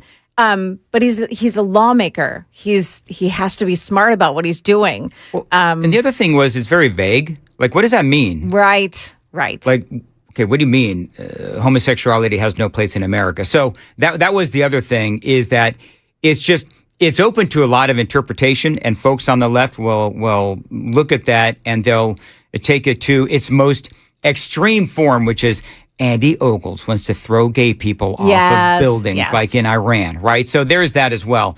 One of the things that a lot of people like me are saying is that ultimately what this does is it does distract from what the Republicans are trying to do. House Speaker Mike Johnson. What was untoward is the post yesterday, and I haven't had a chance to talk to Rep. Ogles yet, but Andy's a good guy, and his tweet explained that. They pulled it down. He explained that some errant staffer did that. I'll tell you what my worldview is. I mean, y'all, I'm pretty clear on this, and y'all understand. I believe the Bible is unequivocal. We're supposed to love our neighbor as ourselves, everybody. We're supposed to treat every single person with dignity and respect, whether we agree with them or not. It's a Christian virtue, it's a biblical virtue, it's also an American virtue, it's part of who we are, out of many one. We're a melting pot, okay? So we can advocate for policies and disagree with our colleagues or anyone else, but but still treat them with dignity and respect. That's an obvious thing. We want every member here to walk in the dignity of their office, Republican, Democrat, Independent, or otherwise. And we're always consistent about that. That's my statement on it. You know, there's nothing more to say. Andy took it down and you know, did it publicly. So he should have done that. It was the right response. There you go. So he took it down. To be clear, what Mike Johnson didn't say there is the Bible is pretty clear about homosexuality as well. You know, so no holds barred. Homosexuality, the Bible says it is a sin. So if Andy Ogles wants to pin it to the Bible, say so. Yeah, if Andy Ogles wants to make legislation, say so. But just a statement like that, as I said, very vague, on fire. Yeah. I can tell you over the years that at WTN, I've been here over 12 years now. I've had the honor of meeting a lot of listeners, many listeners, and a lot of these folks. A lot. I don't know how many, but they're proudly gay. And they've told me that they're gay. Some of the coolest people I've ever met. I forget. I think it was Elton John, Joe. And I've told this story before where Amy and I went to this Elton John concert, and who was sitting next to me, but a couple of massive fans of the radio station. Wow. And they were gay. And they said, you know what they said? They said, if I remember right, they said, there's not a lot of, this was years ago, there's not a lot of conversation about we gay conservatives in Tennessee, but we're here. And they talked about how they listen every day. Great conservatives. A couple months ago, I met a couple of ladies in a relationship as well. Same thing, big fans. There's a lot of gay conservatives, including a guy by the name of Link Lauren. Now, Link is an influencer who is always advocating for conservative values, and Link had something to say about this. Well, I guess I should pack up and leave the country. Congressman Andy Ogles posted today and said, homosexuality has no place in America. Happy Nuclear Family Month. Let's discuss. As a common sense gay guy, I have advocated for the nuclear family for years. I think the far left is trying to erode the nuclear family. The CDC says the birth rates are at an all-time low. This is a problem. However, saying homosexuality has no place in America and making those broad general strokes, that's what the left does. They are the party of intolerance. They like to put people into boxes and silence them. Yeah, I mean, dude's right. So, and by the way, Link is, I guess, I didn't know him till this morning, but this guy is known to millions. And when it comes to TikTok and Instagram and, you know, Twitter and all that, millions of people know this guy. And in this video, he actually tries to clarify what Ogles may have been saying. What Andy might have been getting at is what most of us feel. Most of us are tired of all of this LGBTQIA crap being shoved down our throats all the time. I speak up when it shows up in children's shows. I think that's wrong. I speak up when doctors try to tell kids they were born in the wrong body and they have gender dysphoria. That is what we should be fighting against. But these broad strokes going into the midterms when we need independents, right of center voters, and people to come together with a broad coalition, this is not shrewd politically whatsoever.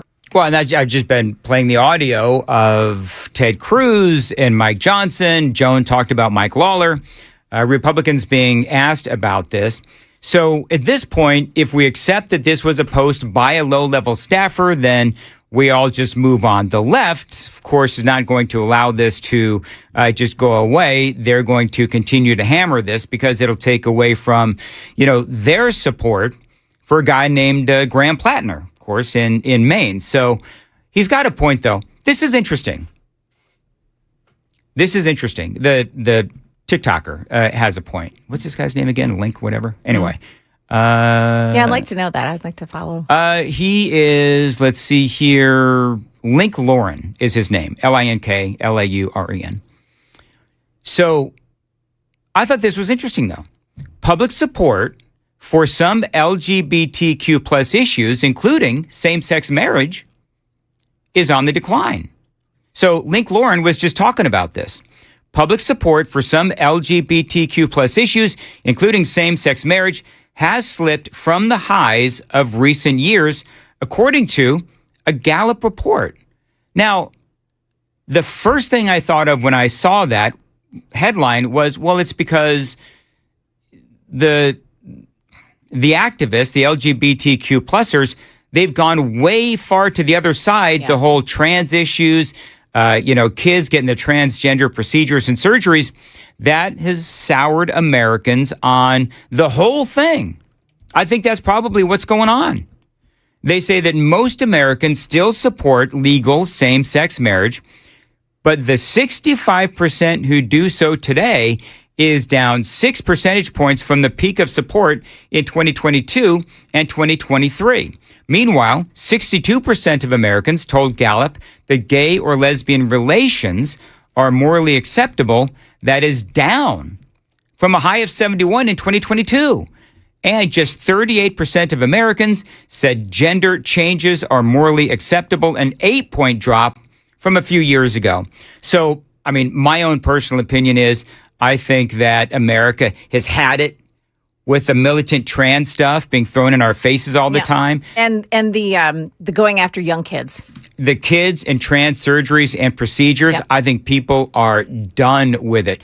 By the way, let's also not forget taxpayers paying for the trans surgeries and procedures of illegal aliens and prisoners. I could go on. So I think what probably has happened here is this may have had an erosive effect. Question, do you believe Andy Ogles, congressman, when he says that this was a post made by an errant staffer? 74% on the YouTube Daily Dan poll do not believe that this was made by an errant staffer.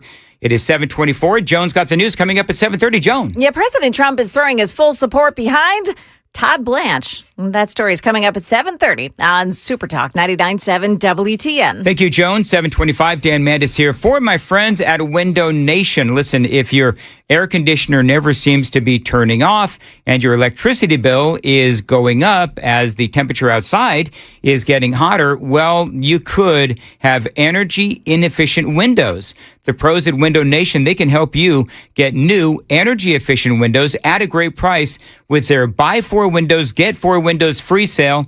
It is going on right now. You could replace all the windows in your home and get half of them for free. You could also get 0 down payment and no payments or interest for 2 years. All courtesy of my friends at Window Nation. This is why they've got an A+ rating from the Better Business Bureau and a 96% customer satisfaction rating.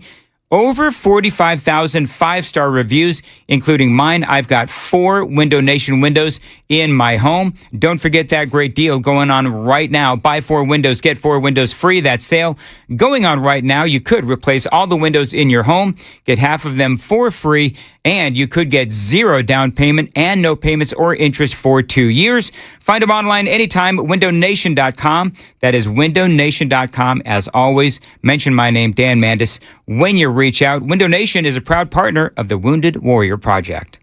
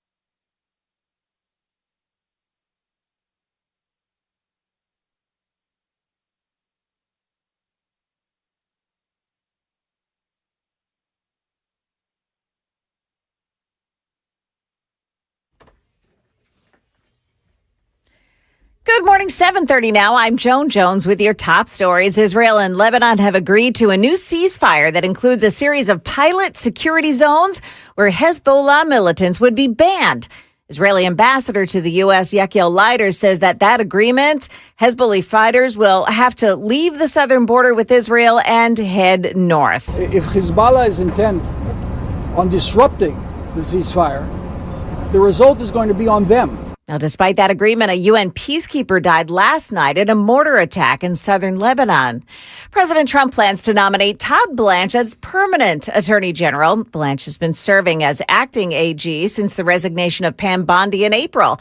He'll need to be confirmed in the Senate, where Democrats are still angered by President Trump's $1.8 billion anti-weaponization fund. He's acting attorney general, and tomorrow I'm instructing Dan and everybody else that's involved in that very complicated process, which is going to go, I think, very quickly, that we are going to make him permanent attorney general. Yeah, Republican Senator Tom Tillis, though, has said he may oppose Blanche's nomination. Chud the Builder got himself into more trouble yesterday as he was set to appear in two separate courts. Dalton Etherly is his name. He skipped a Davidson County court appearance on charges that he refused to pay for a meal at a local steakhouse and then resisted arrest. The judge in that case issued a warrant for him not showing up. He did appear, however, in Montgomery County Court for a hearing related to a case involving a shooting outside the courthouse in Clarksville later in the day. News 2's Bob Mueller says the judge in that case was asked to lower his $1 million bond. Etherly's attorney's request for a lower bond was denied. The judge also assigned Etherly a 9 p.m. to 5 a.m. curfew. Etherly is attempting to use online donations to pay for his bond. That's the latest news. Traffic and weather next. I'm Joan Jones, WTN News.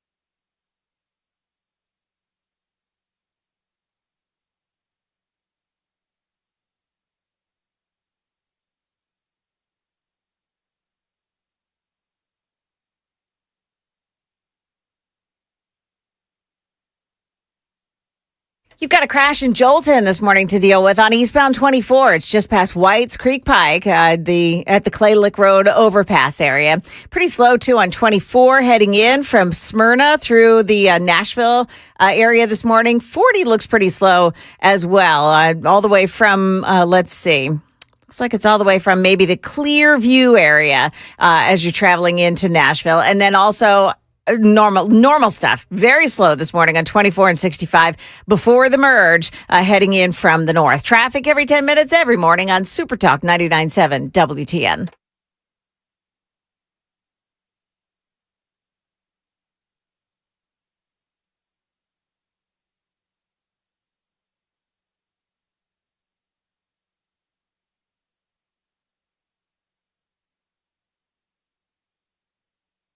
Hey, Joan.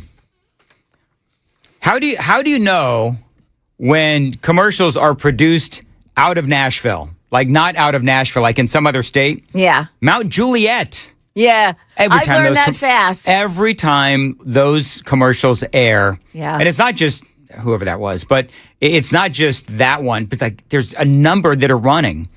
Now, in fairness, there's like 5 different ways to say Mount Juliet. I say Mount Juliet. Brian Wilson, who used to live in Mount Juliet, says Mount Juliet somehow, and I don't know why he does that, but whatever. That's how he used to say it. So everybody's got like a different way to say it, but I do know, because I was disabused very early on, that it's not Maury County. Yeah. And it's not Mount Juliet. Right. So, and it's not Lebanon. And it's not Lebanon. Which makes it really difficult when Lebanon is in the news this morning. And you've got Lebanon and Lebanon. I think I did. Did I tell you what I did the other day? I'm on this other station doing a show in the afternoon, and I'm doing a show about the Middle East, and I, of course, said Lebanon when I meant Lebanon. You rube. Oh my goodness gracious! I've obviously fixed it immediately, but it's like, oh man. Anyway, whatever. So, Caitlin Collins. Yeah. Have you seen the president, this video yesterday where President Trump, needs some video, where President Trump just starts blistering Caitlin Collins. This was yesterday in the Oval Office talking about Caitlin Collins in the middle of all these other reporters. Like CNN will believe it because they knew what was going on. They're crooked as hell. CNN's a very corrupt organization. But with a corrupt reporter standing right there, never smiles. She never smiles. She's a young, beautiful woman, never smiles. I never see a smile off her face. I see her standing there with hatred in her eyes. Like she has hatred because we have borders, because we have a strong military, because we cut our taxes, because we do things that everybody wanted, and then we win our election in a massive landslide. We win 87% of the counties in this country. Nobody's ever heard of a thing like that. And that's because we're doing the right job. And we took a detour down to Iran because we can't let Iran have a nuclear weapon under any circumstances. We can't let that happen. So the reporters should be happy. They shouldn't be unhappy. They should be very happy. Because you know what we're doing? We're saving our country. So, I mean, Donald Trump just obliterating Caitlin Collins. And there's another audio bite out there, actually, where he says something, and by the way, perhaps you remember, but RBF came up yesterday during the program. Yeah, resting B-face. People accused me, if you didn't listen to yesterday's 8:35, I was accused, I've always got a smile on my face, was accused of having resting B-face. Whatever. Yeah. Not gonna go back to that. I did. I went home. Honey. You did not. I did. I asked, do I have resting B-face? What'd she say? I'll tell you coming up. Anyway, so there is... There's also video out there. Now, see, everybody's posting video of Caitlin Collins. And even before she was on CNN, I didn't know this. She actually she was a reporter on the Daily Caller. That's crazy. I had no idea either. Me neither. And she was brought on to make a report on Fox News. Now, I don't know how long ago this was. It doesn't list when it was. But check this out. Caitlin, what does that mean? What's George Soros trying to do with the immigration crisis? Good morning. Okay, so George Soros is this foreign-born left-wing guy who essentially wants to change the nature of our country. And in this data dump, one of the memos was about the refugee crisis. Isn't that crazy? That is and insane. she goes on to talk about how all he wants is to, increase the number of foreigners here in the United States. And totally not what you would expect from her now. No. Well, so I wonder what she was doing for Fox News. Was she like a reporter? No. Was she a sort of like a commentator kind of a person giving a little color commentary? Yes, I think that was more what she was doing. Because she was working for the Daily Caller at the time, and so they would bring her on to report on, what the Daily Caller is reporting about this story. Got it. Okay. Fascinating. Yeah, I don't know if she's conservative or if she's from Alabama. She should be conservative. Yeah, I mean, that's one of the things that she said yesterday is, look, I'm from Alabama, or Donald Trump said something to the effect of she's from Alabama. She used to be conservative, which is what you just said. And I think she said, well, I'm still from Alabama. You know what I mean? So I don't know.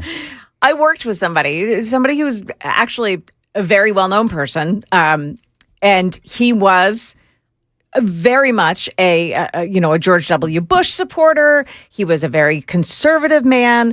And at some point during the Obama, the run-up of Obama to the presidency, he flipped a switch and completely changed colors. And I know this person. I know he didn't believe what he was saying, and he was saying it anyway, and still says these things. So do you think that people who do that, like maybe perhaps a Caitlin Collins or the person that you're talking about, do you think that they've seen the light? No. Or do you think, and when I say the light, I mean the very dark light. Yeah. If you're conservative and then suddenly you decide that you're a liberal for whatever reason, have you really changed your stripes, or did somebody convince you that, liberalism is the way to go? Or did you simply want to be part of the cool kids club? I've always been fascinated by that. For this person, it had everything to do with money, because he was going to become a syndicated, a show. He was going to syndicate a show, and he realized that he also wanted to be on a network news. I'm not going to say which one, but on a network news television station. Right. And he knew he needed to be somebody else in order to get that. Yeah. Now, just for people that are saying, Joan, who is it? Yeah. There are these things called non-disclosure agreements, and so when you sign those, you're not. There's only so much you can say, otherwise you could get sued. And Joan works in radio; she has no money. Right. So they wouldn't get anything out of me. Last thing you need is lawyer fees. Right. But anyway, so it happens more than and it's usually something like that. It's usually a money situation. Caitlin Collins, perhaps she wanted to be on CNN, and she just needed to, follow the stay in between the lines. Don't here's what I would be step curious. over. Here's what I would be curious about. Look up how long she's been on CNN, because CNN, they used to be legit. Yes. I mean, everybody knows that CNN used to be legit. And then they turn that corner. Kind of like The View. Didn't The View used to not be as, just liberally stupid as they are now? They weren't political. They were much more, homespun, issues of the day, whatever. Yeah. Barbara Walters. I mean, I don't know how Barbara Walters felt about The View. I think she's dead now, right? But I don't know how she felt about The View in her later years, in the current incarnation of The View. But when she started The View, as you said, it wasn't like it is now. It is just, it's obviously become much more. She's been there since 2017. So 2017. All right. So they were attacking Trump in 2017. Clearly, that's during Donald Trump's first administration. So, I wonder if she sort of changed her political stripes. She arrives at CNN, or she got the job when she wanted to start, when she she realized she had to change her political stripes, and she decided that's what she's going to do. She actually started her career at the Daily Caller 2014, worked there until 2017 until she was hired by CNN. I mean, that's pretty good if you've only had those two places in your career, and she's, we're talking about her, Listen, I will say this. I mean, that is as far as a jump, that is a skyrocket of a jump. It certainly Where you're is. going from like the Daily Caller to CNN. Now, I don't know was she one of the ones that was on with Don Lemon in the morning? Yes. Was she? Okay. I believe that's how she started, was in the morning. So it says, CNN correspondent for large part. No. Her punishment was working with Don Lemon in the Yeah, morning. If clearly. she was indeed the one. All right, it is 7:45. Time to check the roads on WTN.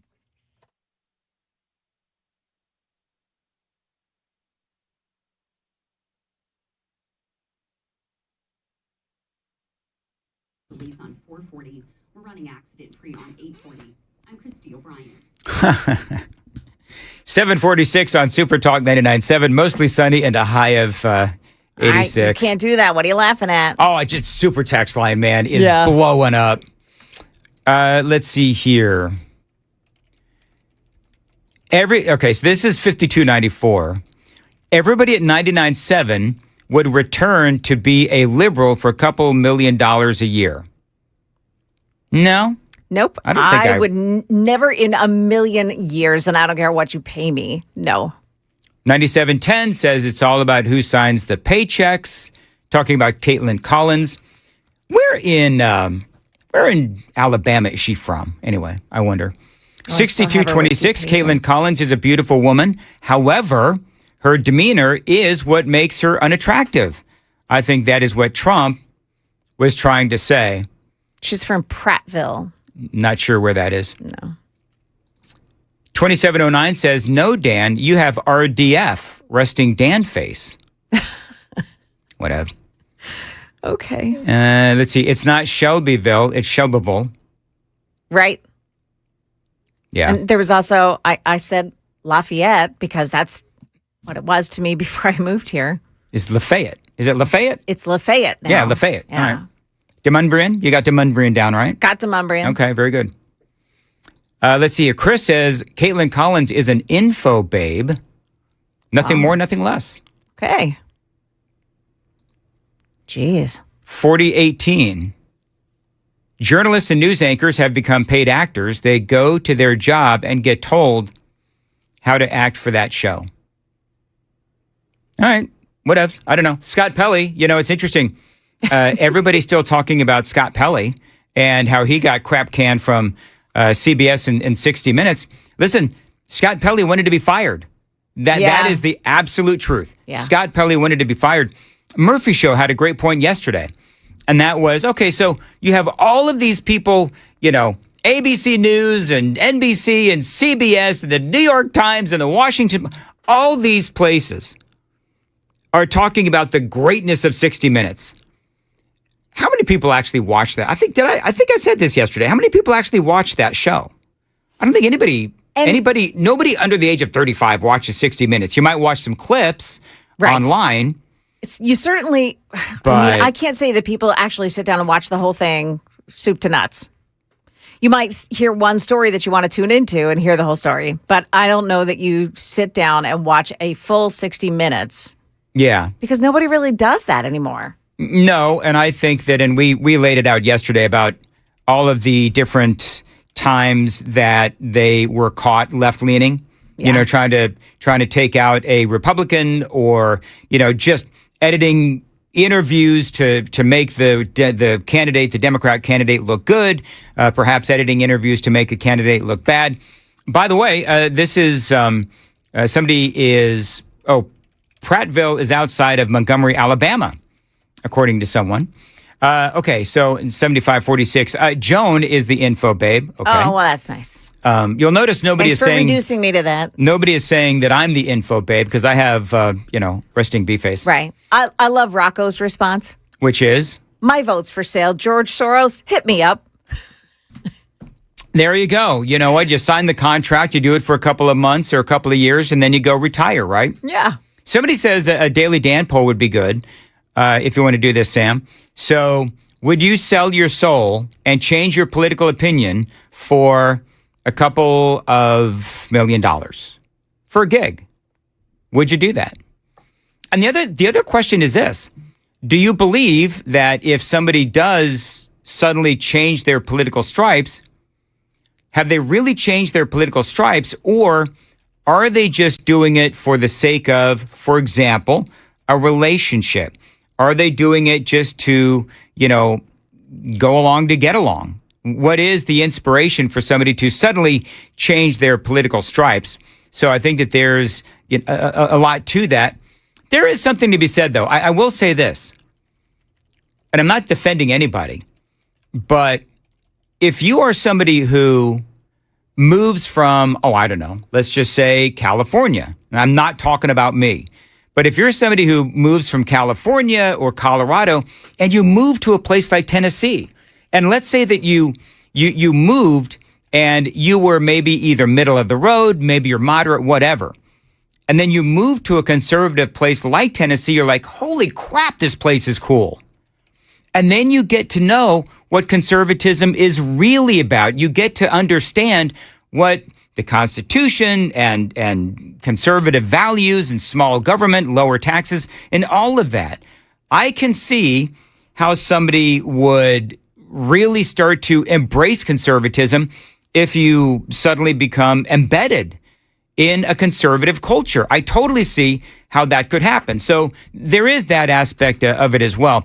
I would find it hard to believe, but there's people out there.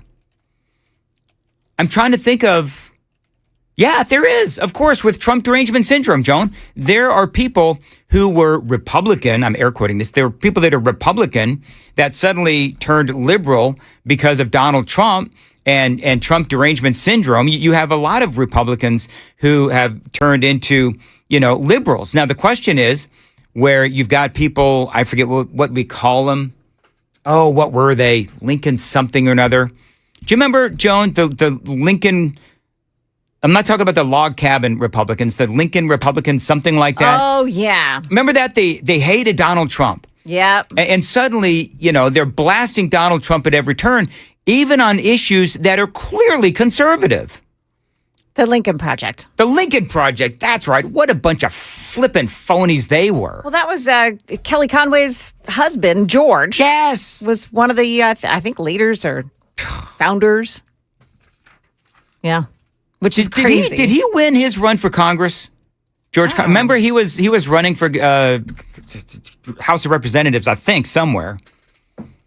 He lost a bunch of weight, but he still sounded like a fathead. Conway.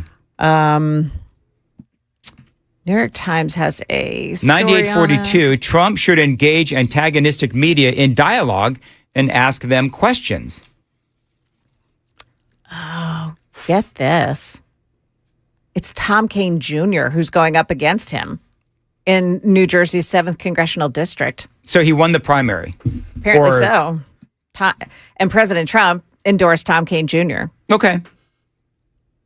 Info babe is a rush term, Joan. Oh, in that case, I'm an info babe. So if somebody called you an info babe, that's a rushism. And we accept all rushisms here on Nashville's Morning News. Got to go. 7:54, Super Talk 99.7. Joan, real quick, what's coming up in the news? Yeah, President Trump's, the vote that was against him yesterday in Congress. We'll detail that coming up here at 8 on Super Talk 99.7 WTN. Thank you, Joan. Dan Mandis here. And, there's a lot of different ways that we can lose power.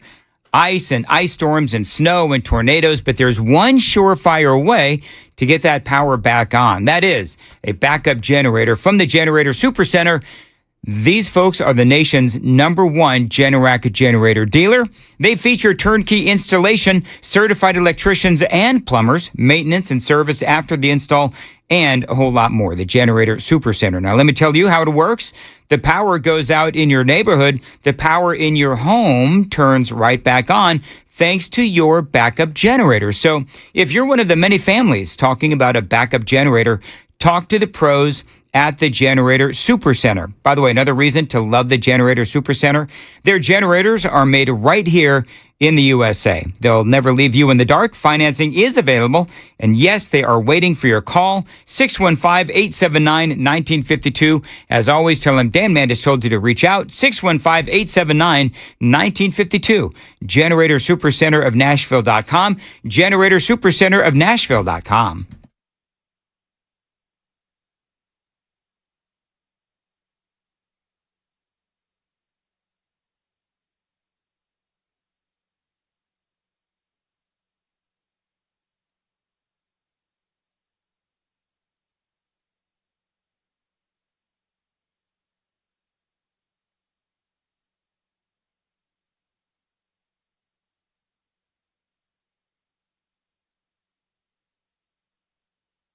Friends, if you need a washer or a dryer, indoor furniture, home office furniture, maybe kitchen appliances, go to my place, DT McCall's. Why? Well, because they're always looking for ways to save you money. There's, of course, everyday low prices and rebates available.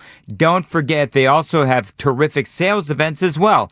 Now, at DT McCall's, they've been building customer loyalty for over 100 years, treating people right with great customer service. Now, me, I've bought several appliances from DT McCall's over the years, online and in person. And remember, they have as many of their items made right here in the state of Tennessee as possible to keep the dollars local. So don't shop all over the place. Go to my place, DT McCall's.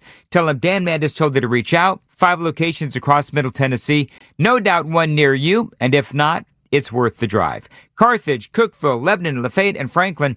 Always online at dtmccalls.com.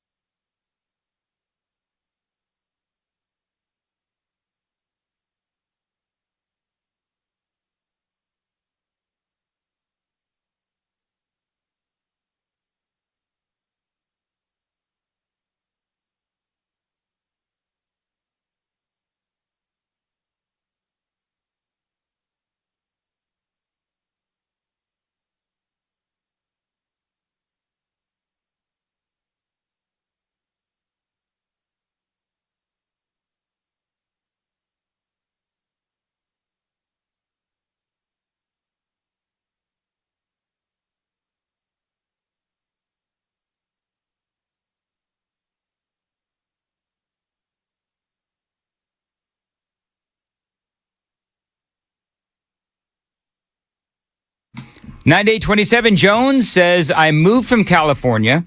I always voted Democrat. Now, after living here in Tennessee and seeing the difference, I am now MAGA. See, that's what I was saying, is that I can see how people can change their political stripes when they are immersed in conservatism.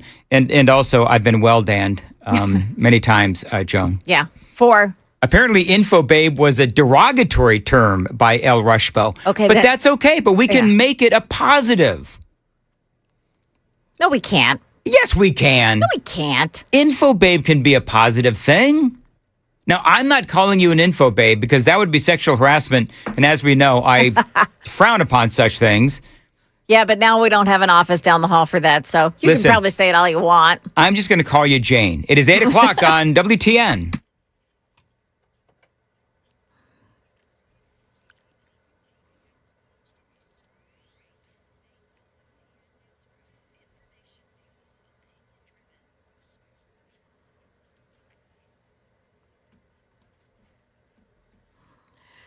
Good morning. I'm Joan Jones, Info Babe, and here's your top stories. 4 House Republicans voted along with all Democrats in the House yesterday, and they delivered a rebuke to President Trump on his war powers. Capitol Hill delivering a rebuke to the president. 4 Republicans siding with Democrats as the House voted to direct President Trump to either withdraw forces or get approval from Congress to continue the war. It's a largely symbolic vote with little chance of passing the Senate. The White House brushing it off, saying President Trump will continue to protect our national security using his constitutional authority as commander-in-chief. ABC's Karen Waugh there. The CEO of a tech company has been charged with selling U.S. computer technology to the Iranian government. Eyewitnesses Scott Reef out of California reporting from a chopper over the CEO's lavish home in Newport Beach, California, yesterday. 63-year-old Jamshid Gomi. He is a CEO of an Iran-based tech company. Specifically, he's been arrested for conspiracy to violate the International Emergency Powers Act and aiding our declared enemies by violating sanctions, providing Iran with networking equipment and encryption equipment. So at this point in time, they're looking at someone from some of the details we have that may have been involved in this activity for the last 10 years, and it may be hundreds of millions of dollars that may have been moved around between different companies. Acting Attorney General Todd Blanche announcing yesterday the U.S. is going to seize that $35 million mansion, which he said was purchased with the illegal proceeds. Chalk one up for those license plate readers in Mount Juliet. And LPR helped to capture a convicted sex offender who was wanted on multiple violent felonies in Rutherford County. Police said Lorenzo Sawyers, who is 38 years old of Nashville, was stopped near Lebanon Road and South Green Hill Road and arrested without incident. Well, he's already the world's richest man. Now Elon Musk is set to become the world's first trillionaire. SpaceX will raise as much as $75 billion when it goes public this month, perhaps the largest ever stock market debut. It would value SpaceX at $1.7 trillion. Musk, however, isn't going to rest on his laurels or his cash. The IPO document says that he'll use the proceeds from the sale of SpaceX to help put men on the moon again. He also wants to fund a permanent human colony on Mars with at least 1 million inhabitants. Market numbers now brought to you by Beacon Capital Management, online at beaconcm.com. And things are kind of bumpy on Wall Street this morning in the futures market as we approach the opening bell. The Dow futures are plus 473 right now, but the NASDAQ futures are down 321. S&P futures are minus 22. That's the latest news. Traffic and weather next. I'm Joan Jones, WTN News.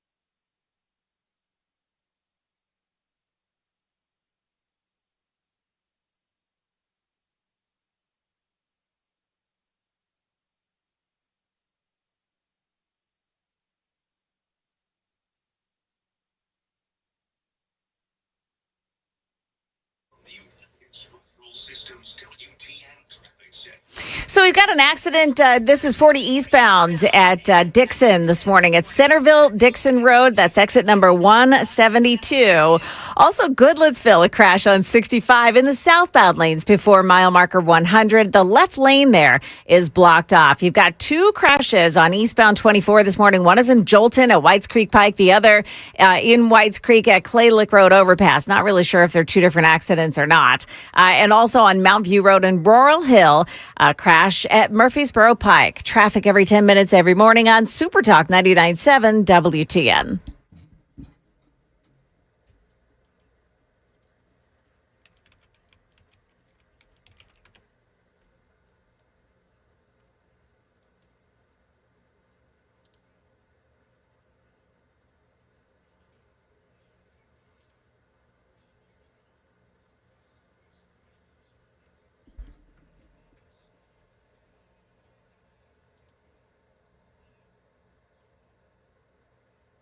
.806 Nashville's Morning News on Super Talk 99.7 WTN. Super Text line is open, 615-737-9986, 615-737-WWTN. A lot of people chiming in, and I really appreciate it this morning. We have a lot going on. Of course, the latest in Iran. We're going to get into that. We also covered this in the 5 o'clock hour as well. I don't know, Joan, would you say there's a lot going on with Iran? It doesn't feel like there is. The president said yesterday that he believes that we could have some sort of a memorandum of understanding by this weekend. We have heard that before. I wish the president would just stop saying that, but that's number one. But number two is that there's a lot going on with Hezbollah and Israel as well, Lebanon. So we're going to talk about all of that. One of the things that I thought was interesting is you do have President Trump. We remember that not so good conversation that he had with Benjamin Netanyahu. Which you were angry with him. You said, are you effing crazy? What are you effing doing? I helped you stay out of jail. Is that true? Did you speak to him in those terms? I did. I wouldn't say angry. I was a little bit perturbed at his constantly fighting with Lebanon. You know, at some point I said, Bibi, we got to stop this. We got to stop it. Yep, and that is Donald Trump. And he says at some point you've just got to stop. Now, the thing is, and we talked about this quite a bit yesterday, is that Israel was defending itself against Hezbollah in Lebanon. Lebanon is different than Hezbollah itself. The firing, by the way, back and forth continues, not between Benjamin Netanyahu and President Trump, but between Iran and America, and Iran also going after our Middle Eastern allies as well. President Trump has reiterated that he would love to meet with Iran's supreme leader if things worked out. But, you know, honestly, it could be a big deal if this holds. They're calling this a major diplomatic deal that has been struck between Israel and Lebanon. We did play that audio that I just played for you where President Trump says, listen, I'm trying to get a peace deal here. That's all President Trump is trying to do. Interestingly enough, I mean, the president, he knows that Israel is simply defending itself. I believe that President Trump knows that Israel is defending itself against Hezbollah in Lebanon. But the bottom line is apparently Benjamin Netanyahu did indeed pay attention. The State Department has now announced, this came out early this morning, a major ceasefire breakthrough between Israel and Lebanon. We've heard this before, too. You know what this is like? It's like the entire segment is deja vu all over again. Where have we heard this before? Because this is actually the ceasefire that is now being announced. Really what it is a continuation of the ceasefire that they broke. So they're just sort of like, okay, the ceasefire is back on again. Our bad. They say as a result of the U.S.-led negotiations, Israel and Lebanon agreed to the implementation of a ceasefire, the department said in a joint statement. Israel and Lebanon reaffirmed that they have no hostile intent towards one another and committed to continuing direct negotiations to build confidence, resolve all outstanding issues, and work towards a comprehensive agreement between the two countries, it is important to note, and again, Lebanon is different than Hezbollah. Hezbollah is like a state within a state, right? So Hezbollah is in Lebanon. They're actually part of the government as well in Lebanon, but they're funded by Iran. And they get their cues, they get their orders essentially from Iran. And I believe that that is why Hezbollah has been attacking Israel, so that Israel and Benjamin Netanyahu, as I said yesterday, would take the bait. Israel would go into Lebanon, going after Hezbollah. That would give Iran the reasoning to pull out of the negotiations and say, oh, well, Israel is not abiding by the ceasefire, so we're out. I mean, this whole thing is a game. Officials say the deal currently is conditional, requiring the Iran-backed, Lebanon-based terrorist group Hezbollah to cease all attacks, withdraw from southern Lebanon's South Litani sector, and prevent the reemergence of non-state armed groups. So basically what they're going to do in South Lebanon, and this is going to be south of the Litani sector, is it's going to be like a demilitarized zone where Hezbollah is not going to be allowed anywhere near the Israeli border. Now, the catch in all of this, and I know I'm getting a little bit in the weeds, but the catch in all this is that Hezbollah may not agree and Iran may not agree with the agreement that Israel has come to with Lebanon. And guess who's got the bigger, badder army or the bigger, badder military? Hezbollah has a bigger, badder military than does Lebanon. So now if Hezbollah decides, okay, you know what? No, we do not accept the demilitarized zone in the south of the Litani River, well, then you could end up with a civil war within Lebanon between Hezbollah and Lebanon's military. You see how crazy this gets? As part of the agreement, this is why every president that has tried to go into the Middle East has regretted it. Like this is why, because of this kind of stuff.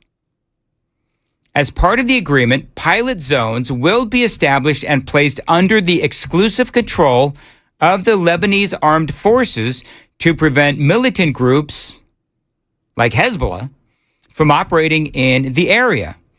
So clearly, in case you haven't noticed, I'm a little cynical on this whole thing. Netanyahu is out there saying, Donald Trump and we are on the same page. A couple of more things about this. I was mentioning this earlier, and I do know that it's complicated. You have all different factions within Lebanon. Hezbollah operates politically and militarily within Lebanon, but Iran funds them. Lebanon's military, as I said, isn't as strong as Hezbollah, so this could end up with a civil war in Lebanon. That's going to cause even more problems. So, yeah, we'll have to see where this whole thing goes. Got a little bit more on this. The announcement of a brand new ceasefire. This is asserting respect for a ceasefire that was actually agreed just last month in May. There was a 45-day extension to an already existing ceasefire that was there before. Perhaps one of the most notable elements is the establishment of these so-called pilot zones, where the Lebanese armed forces would assume essentially exclusive control, not allowing the presence of any non-state actors essentially here. So we did know ahead of this latest round of talks that there was a lot of optimism from U.S. diplomats. Even earlier in the day on Wednesday, we had signaling from a State Department official saying that there was a slow start, kind of a slow burn talks during the course of Wednesday, but that a lot was accomplished. So, yeah, and he is saying, and it is true, that as far as I know, this is part of the reporting out there today, that there's never been this sort of, demilitarized zone, if you will, south of this Litani River. Lebanese troops are going to patrol and control everything south of the river, which would basically mean, again, this sort of zone where Hezbollah cannot go.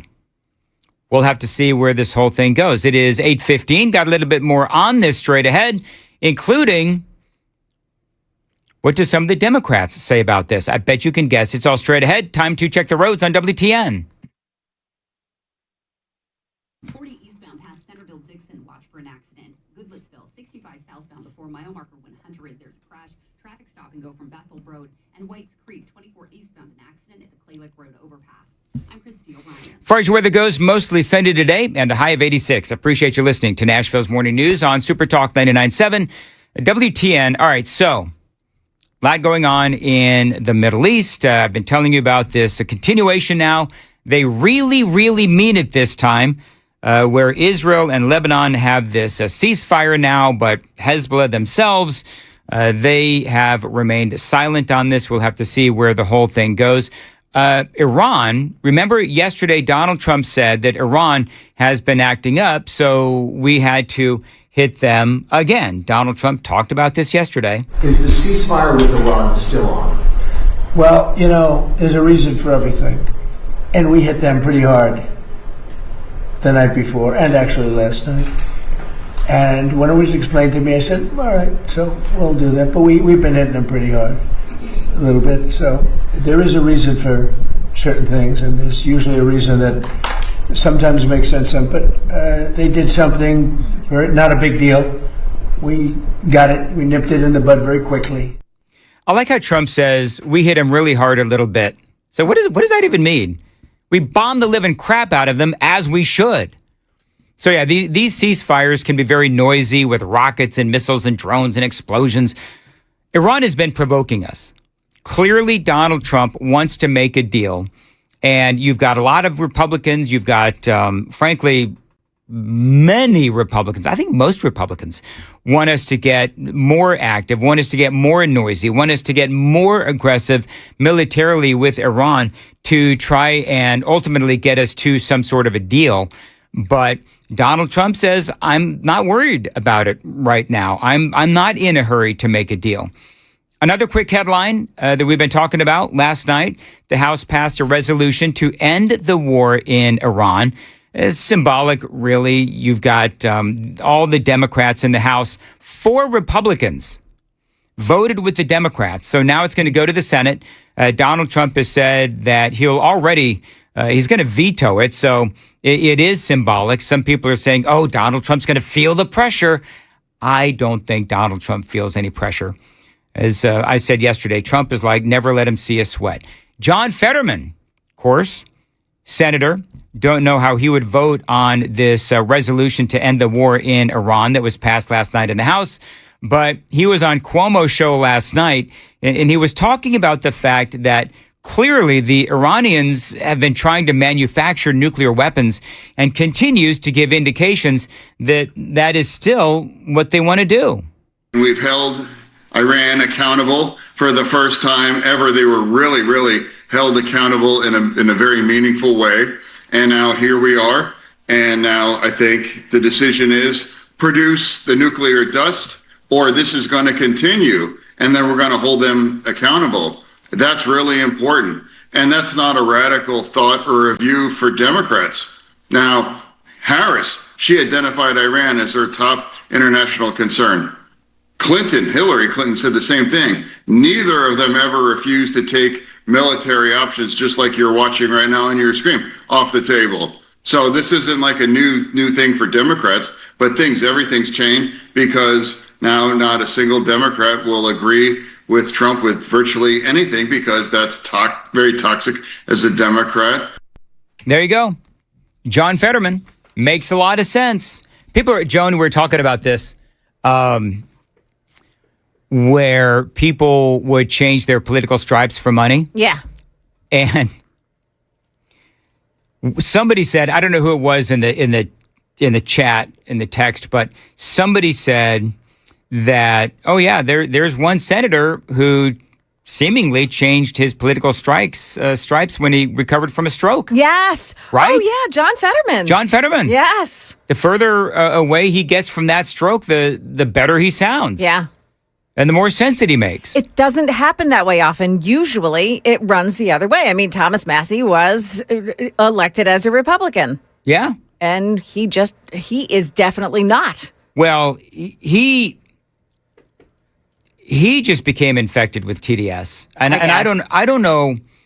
I don't know what exactly happened to Thomas Massie to get him to the point where he completely betrayed his entire party. And I don't want to get into another Thomas Massie conversation, but something happened. Yeah. And it's just, that's the sprinkly dust of Donald Trump, where it's like the TDS dust, where people are just like, something happens, something triggers them, and they just go so far to the other side. It is absolutely crazy. Anyway, it is 8:21 on Super Talk 99.7 WTN, and Joan has the news coming up at 8:30. Joan. Yeah, it looks like President Trump is going to nominate, is making a nomination that is not very popular among some in Congress. Tell you about that coming up here at 8:30 on Super Talk 99.7 WTN.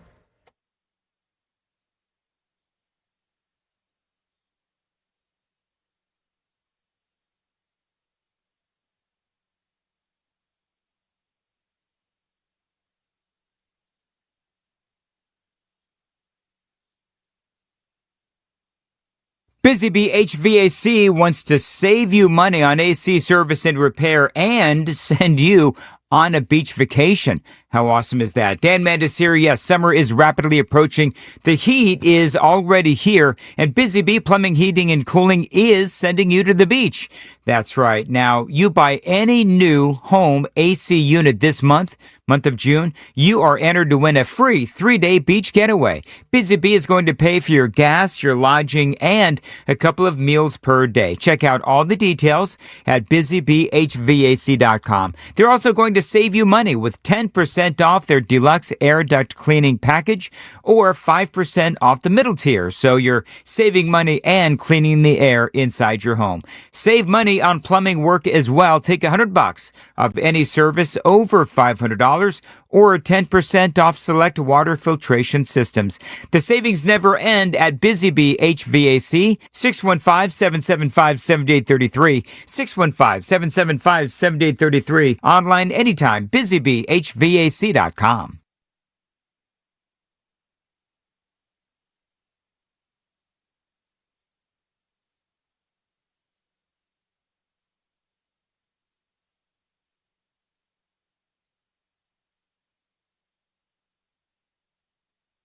You know, the Wellness Institute of Nashville always has the latest and greatest healing technology, and right now is no exception. Hey, it's Dan Mandis. Have you heard about Medical Bay One? It's not a new TV drama. It is a brand new way to heal, courtesy of Dr. Kevin Mitchell and the Wellness Institute of Nashville. Now, Dr. Mitchell designed this himself. Medical Bay One, he has found that our cells underneath our skin respond to photons of light, and Medical Bay One can help you heal. He calls it a futuristic healing machine that massages your body while doing full body lasers using red light, including near infrared. Now, it also adds stem cell stimulations for tissue regeneration and uses photons of wavelengths for ultimate healing. That's a long way to say it's going to help you feel better fast. It is an amazing experience where basically you're sitting in an Artemis type medical bay and it's going to light your cells for a photon healing. Call my friends at the Wellness Institute of Nashville. Now, you mentioned my name, you get access to Medical Bay One. You get $33 off each and every visit. That is the Epic Spinal Special, courtesy of the Wellness Institute of Nashville, 615-246-5009, painisbad.com.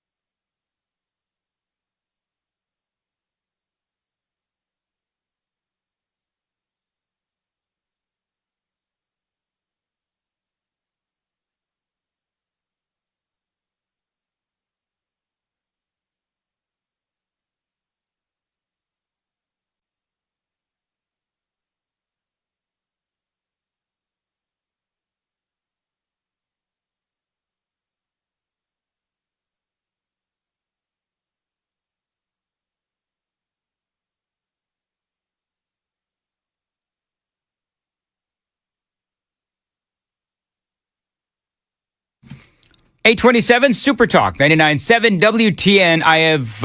It looks like I've triggered someone. They've actually called me retarded, Joan. Well, that's not nice. No, it's not nice at all. I actually don't like utilizing that term. Uh-oh, retard alert. Retard alert, class. Younger generation doesn't seem to have a problem with it. I was talking about Thomas Massey. Yeah. Apparently we're going to go ahead and relitigate this whole thing. So 5,500. Perhaps you didn't see my didn't hear my monologue on the whole Thomas Massey thing. He says, "Are you retarded?" It's a legitimate question about Thomas Massey losing his election. AIPAC poured $20 million into the Thomas Massey election, then bragged about getting Massey's opponent elected, a guy named Ed, whatever. So if you don't see a problem with that, then you're worse than the blanking Democrats on the left. So 5,500, I would have, if you want, go listen to my monologue on that. Part of what I said was, has Thomas Massey, in all of his time in Congress, because apparently you're a fan of his, has he ever filed legislation to stop super PAC funding of political campaigns? Has he ever done that? That's number one. Number two, 5,500. Thomas Massey had, if I remember right, was it 9 years? I think it was 9 years. Whatever it was, he had many years to prove to the people of his district that he was worthy of another 2. And look what happened. He got voted out. Thomas Massey's district was a very, and I mean a very conservative district. Donald Trump, if I remember right, 5,500, Donald Trump won that district by, I mean, huge amounts. And so Thomas Massey, he messed around and he found out. I mean, if that makes me retarded, well, that's all fine, well, and good in your world, 5,500. But I think that is a very legitimate question. If you have a problem with it, and by the way, there were some other organizations that also poured money into the campaign that were pro-Massey and anti-Israel. So you can complain all you want, but if Massey has not filed legislation to stop the super PAC funding into political campaigns, then I don't know why I'm the retarded one. You ought to look in the mirror. All right, it is 8:30 on WTN.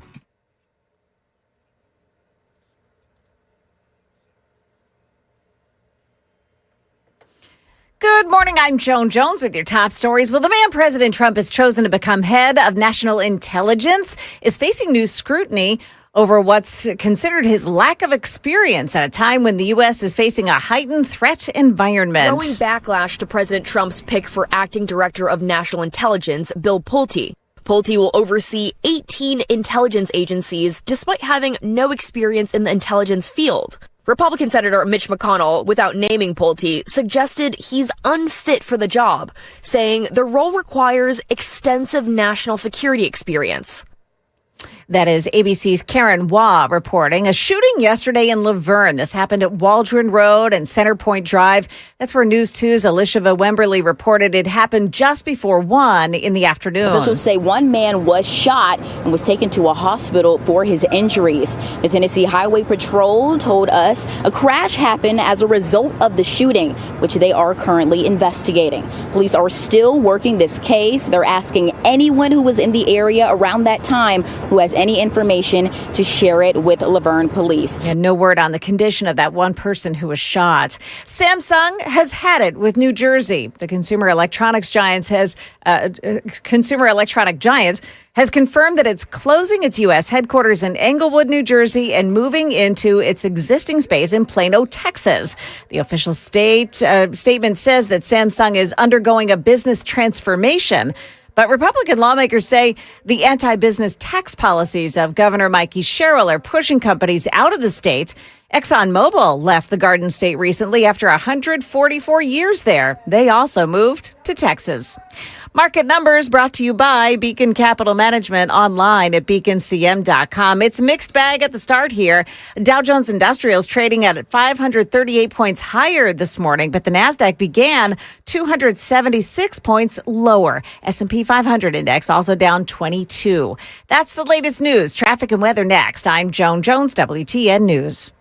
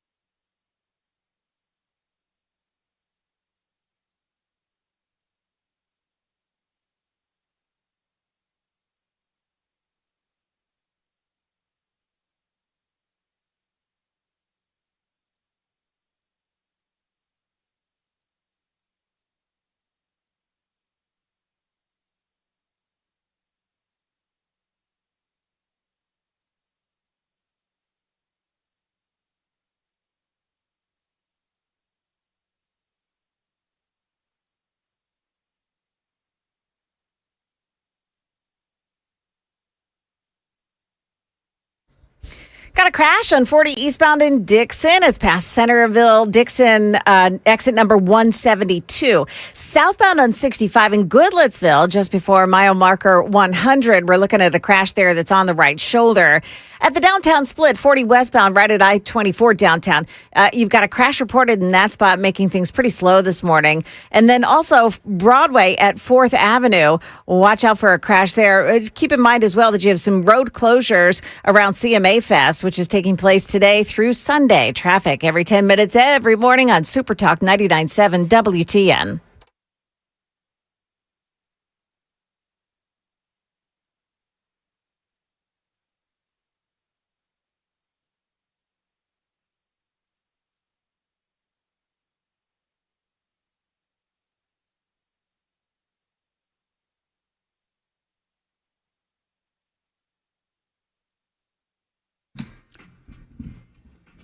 Eight 36, Super Talk 99.7 WTN. Welcome on into the Crisscross Handoff, and Chris is here.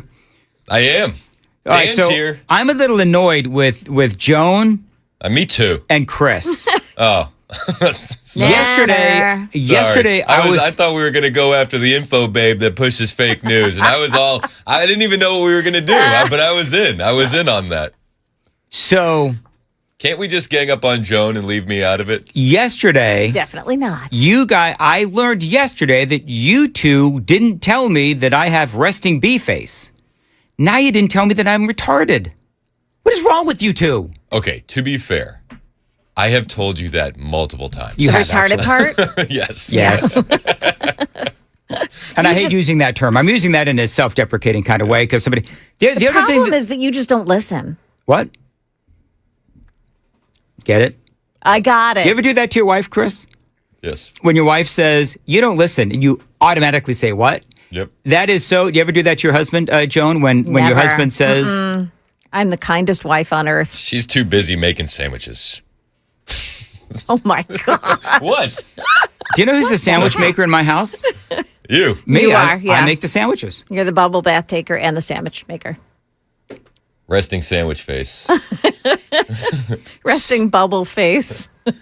So, yeah. So then Chris and I, of course, start talking because the guy accusing me of whatever with Massey. Yeah. The other thing that I would say to the Massey fan is, okay, what laws were broken? That's another one. What laws were broken? There were no laws broken. And here's the other thing. Chris brought up a really good point, which is that John Thune outspent Ken Paxton like, what was it, 9-1, something like that? Thune put $90 million. You want to talk into the microphone? Thune put 90.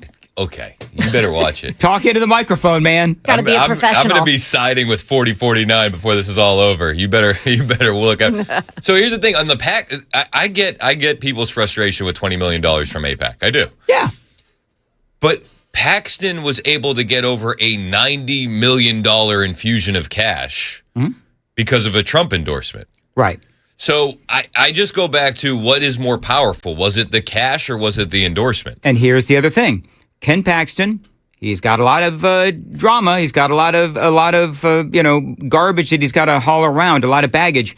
But they still reelected him as the Attorney General time and time and time again. So they obviously liked him in his district, and the people of Thomas Massey's district didn't. And that's the bottom line. And I think it was the endorsement. And everybody was like, Massey's the only one that would stand up to Trump. He's the only one that would tell the truth about Israel. Ugh. It's like, okay, first of all, Massey was running ads in his own district. It was like, guys, I vote with Trump 95% of the time. I'm just as pro-Trump as the next guy. So it's like, is he the freedom fighter that you think he is? I don't really care about the Massey stuff. No, I don't either. I like the more nuanced conversation on AIPAC, but I think that the people that are like, so I listen, I think that we shouldn't be giving foreign aid to any country when we're $39 trillion in debt. We give foreign aid to like 170 something out of 190 something countries. Yep. I understand the cooperation stuff that we're going to be doing with Israel. I think it's just a way to hide some of that foreign aid. And I also don't like AIPAC infusing monies into districts in Kentucky when they're representing Israel, and that race should be representing Kentuckians. Okay? All that aside, The people that are like, it's a Jew around every corner, you're ruining the opportunity that we have for these nuanced conversations, which we haven't had these opportunities in a long time. I don't know if we've ever had these opportunities, but it's like these extreme voices that pop out of the woodwork. It's like, yo, chill, because we're in a place in America where we could have this conversation, but you guys are talking about wooden doors on gas chambers, and it's like, yo, we can't have nuanced conversations because of your extreme voices. Wooden doors? Yeah, the people that say the Holocaust was fake. Really? Yeah. Wooden doors on gas chambers? Is that what you said? Yeah. How long do you don't spend much time on the internet, do you, Dan? I try not to. Joan, have you ever heard that? I have not. All right, please explain. Yeah, please do. They say that the gas chambers weren't real because there were wooden doors on the gas chambers. Okay. Anyway, whatever. I don't. Okay. But by the way, this is what I'm saying. Though. Yeah, I don't even know what to say to that. We can't have conversations about AIPAC's influence, right? Because instantly we're going so extreme on the wildest theories on the internet that it ruins everything. But did you hear earlier? I was actually talking about anti-Semitism in America, and that it's actually going up. Anti-Semitism is in America is going up specifically from people on the left, from Democrats, and you got people like Hassan Piker. Yep. You've got people. Obviously, you've got Nick Fuentes and Candace Owens as well. But you talk about why it's going up. You've got the anti-Israel. You've got the anti-Israel influencers. You've got the war between Israel and Hamas, the pro-Palestinian crowd, the anti-Semitism on college campus. But the anti-Semitism of the Democrats, like Ilhan Omar and Rashida Tlaib and others. I mean, you can again, it's a nuanced conversation, and there's a number of different branches that you can talk about. You can talk about AIPAC and all the money that they're putting into races. But if you're going to talk about AIPAC, okay, well then let's start talking about super PACs in general. I mean, let's talk about all of that. I'm a big fan of I think that we should salary cap these elections. Yeah. I think we should go full sports. You can't spend more than $5 million on a House race, more than $10 million on a Senate race, and everything else needs to be grassroots. I think that would be an absolute huge win for the American people. Media would be bummed because they wouldn't make nearly as much money. Yeah, but who cares? I'm trying to think of the ways so many people would get around that, would use that to just produce more fraud. Well, we're seeing our own representatives get around it here. I mean, you've heard the commercials running where they're like, "I'll help you with your passport." It's like, okay, so you can use certain funds for infomercials like that aren't campaign funds. Yes. So you're able to use essentially taxpayer money to advertise right before a re-election all the good that you're doing. I mean, it's brilliant, but like to Joan's point, you're skirting around the rules. Right. One of the things I think is interesting during all of these campaigns is just all of the different ways that you can slam your opponent. You know what I mean? It gets really creative. And I don't feel like, though, Joan, would you say that there's a lot of negative advertising going on right now in the current campaign? Is there because usually it's like, yeah, I mean, it's just one candidate will say the most god-awful things about other candidates. Yeah. I have not heard that. Have you? Not yet. I haven't also heard any hokey jingles. It is early. Marsha Blackburn is a da. You know what I mean? Well, get your manly voice on. Have you heard all? Blackburn. Wait, I've got a good one. Okay. Have you heard of all the thorns that John Rose has? You know what I mean? I'm waiting for that. That'd be dumb, wouldn't it? Because every rose has its thorn. I don't know. All the thorns John Rose. Okay. You know what? If somebody wants to borrow that, go ahead. John's been great in Congress, but does anybody need to run an attack ad against him in the gubernatorial race? No. Yeah, we're probably not going to hear that anytime soon. Hey, did you hear? I'm just saying. Did you hear Scott Bessent yesterday when he was asked about his relationship with Pulte? Yes. You know what I'm talking about? Yep. What did he say?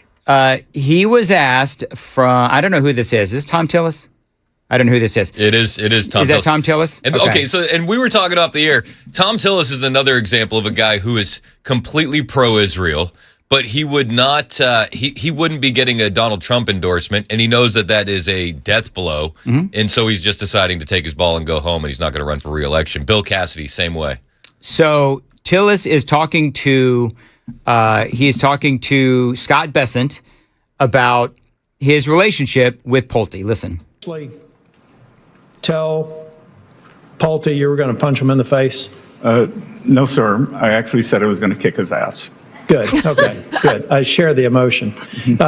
So apparently Pulte not a fan. It's a legit news story, so I can run it. I'm not going to run it. Well, wasn't the rumors that Bessent was the one that took a swing at Musk and gave him the black eye?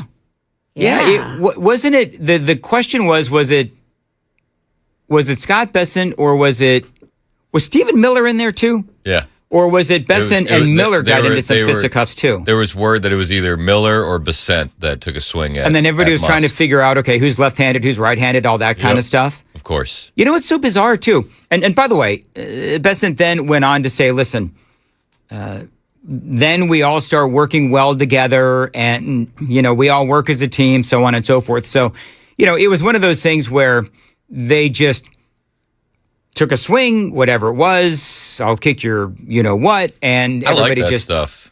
I don't mind it. Yeah, why not? Yeah, but why do you like it? Why would you like it? Because everybody gets fiery, and I like that there's emotion behind the scenes about decisions, and that nobody's just sitting on their hands when it comes to these discussions. Are you pro-violence? Are you pro-violence, Chris? Yes. Is that how you guys settle things in your house? Yes. Oh. I don't Very sorry for the girls. I don't have to tell anybody twice. You know what? Chris has an advantage, though, because he's got like the deep voice. I start screaming and I sound like Mickey Mouse. And on a really bad day, Minnie Mouse. The most effective thing that I have to do in my house, I just put my fingers up and I start counting to 3. I don't even have to say anything. I'll just put up a 1.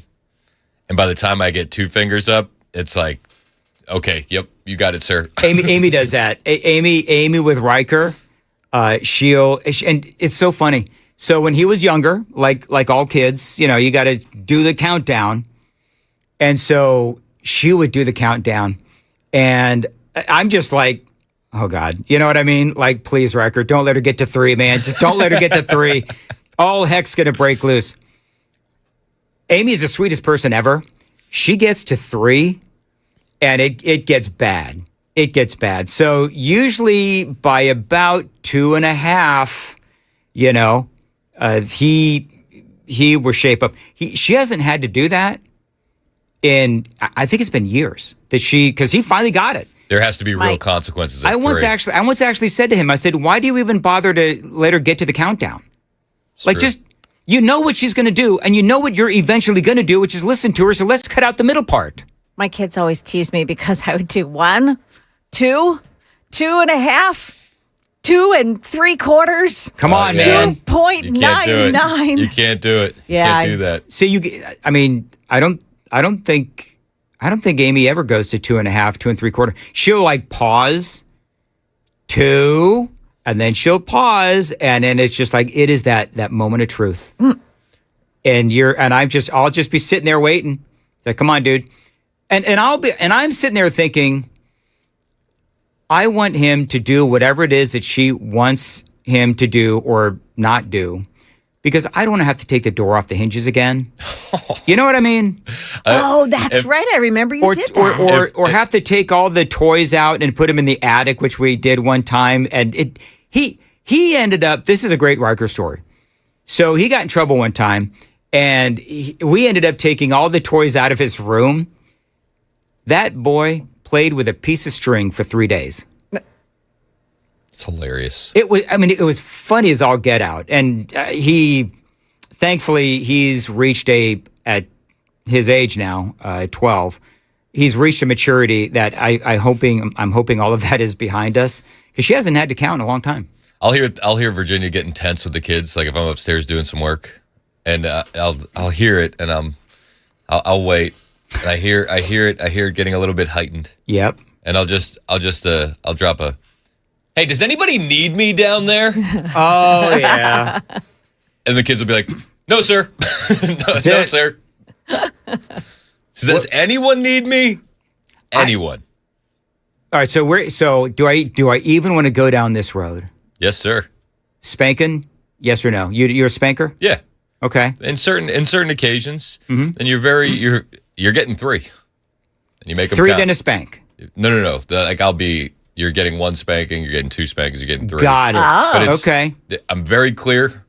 This is going to hurt me a lot more than it hurts you. I think everybody knows that's a lie. I was going to say, is that a lie? Yeah, but you're talking about like a physical hurt versus hurting your heart that you have to do it. Yeah, some things it warrants, and I'm not against it. I don't think that that's abuse.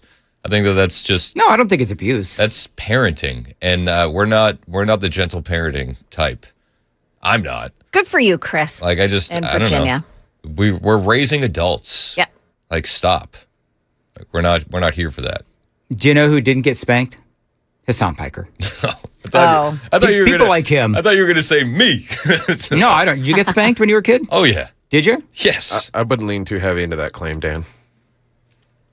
New York Post just put out an article detailing his fantastical off-air lifestyle.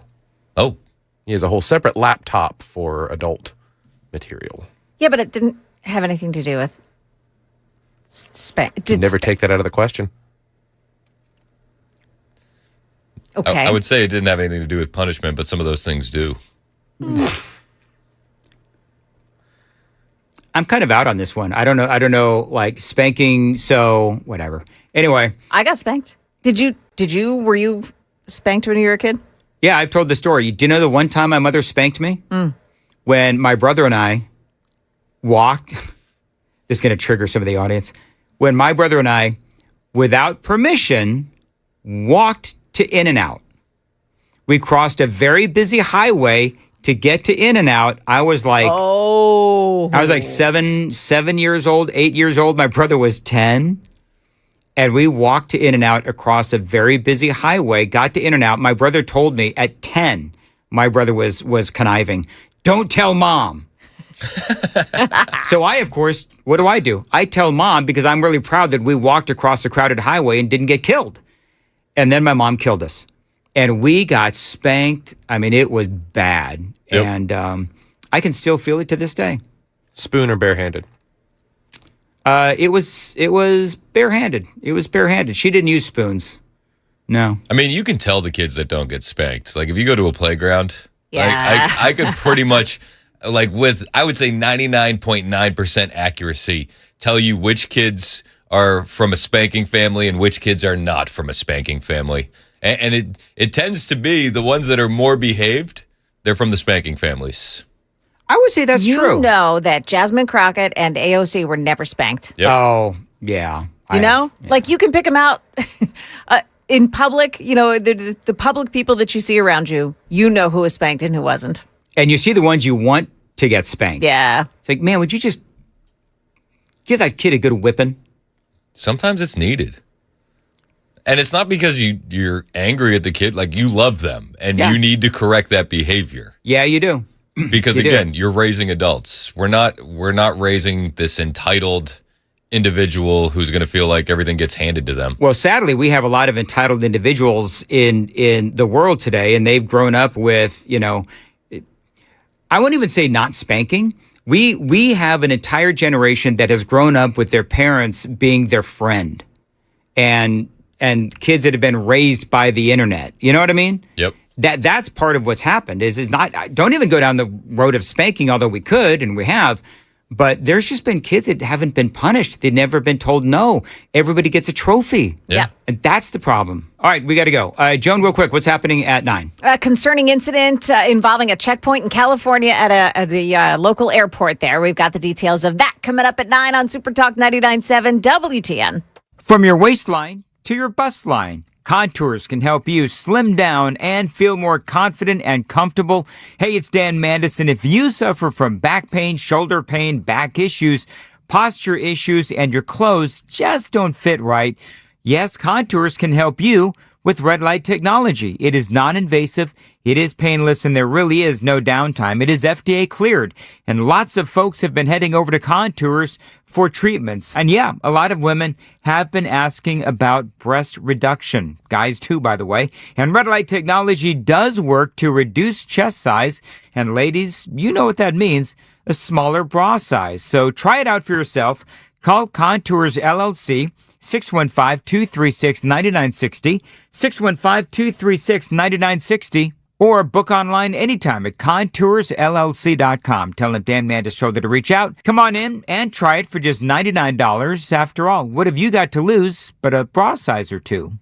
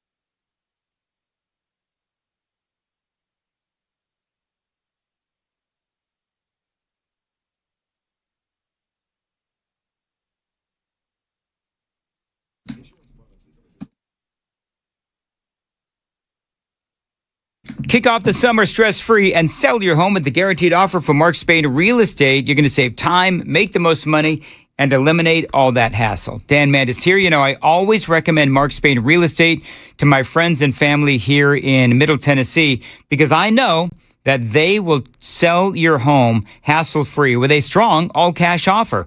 As a matter of fact, Mark Spain Real Estate, they are the #1 most reviewed real estate company in America. With over 13,000 five-star reviews, you can trust my friends to sell your home fast and for maximum profit. They sell more than 38 homes every single day, making them the most experienced real estate team in America. You can trust them to sell your home hassle-free with the strongest cash offer in the industry. Check them out online. It's markspain.com. Call them 855-299-SOLD or go to markspain.com to get a guaranteed offer on your home today. That's markspain.com and start packing.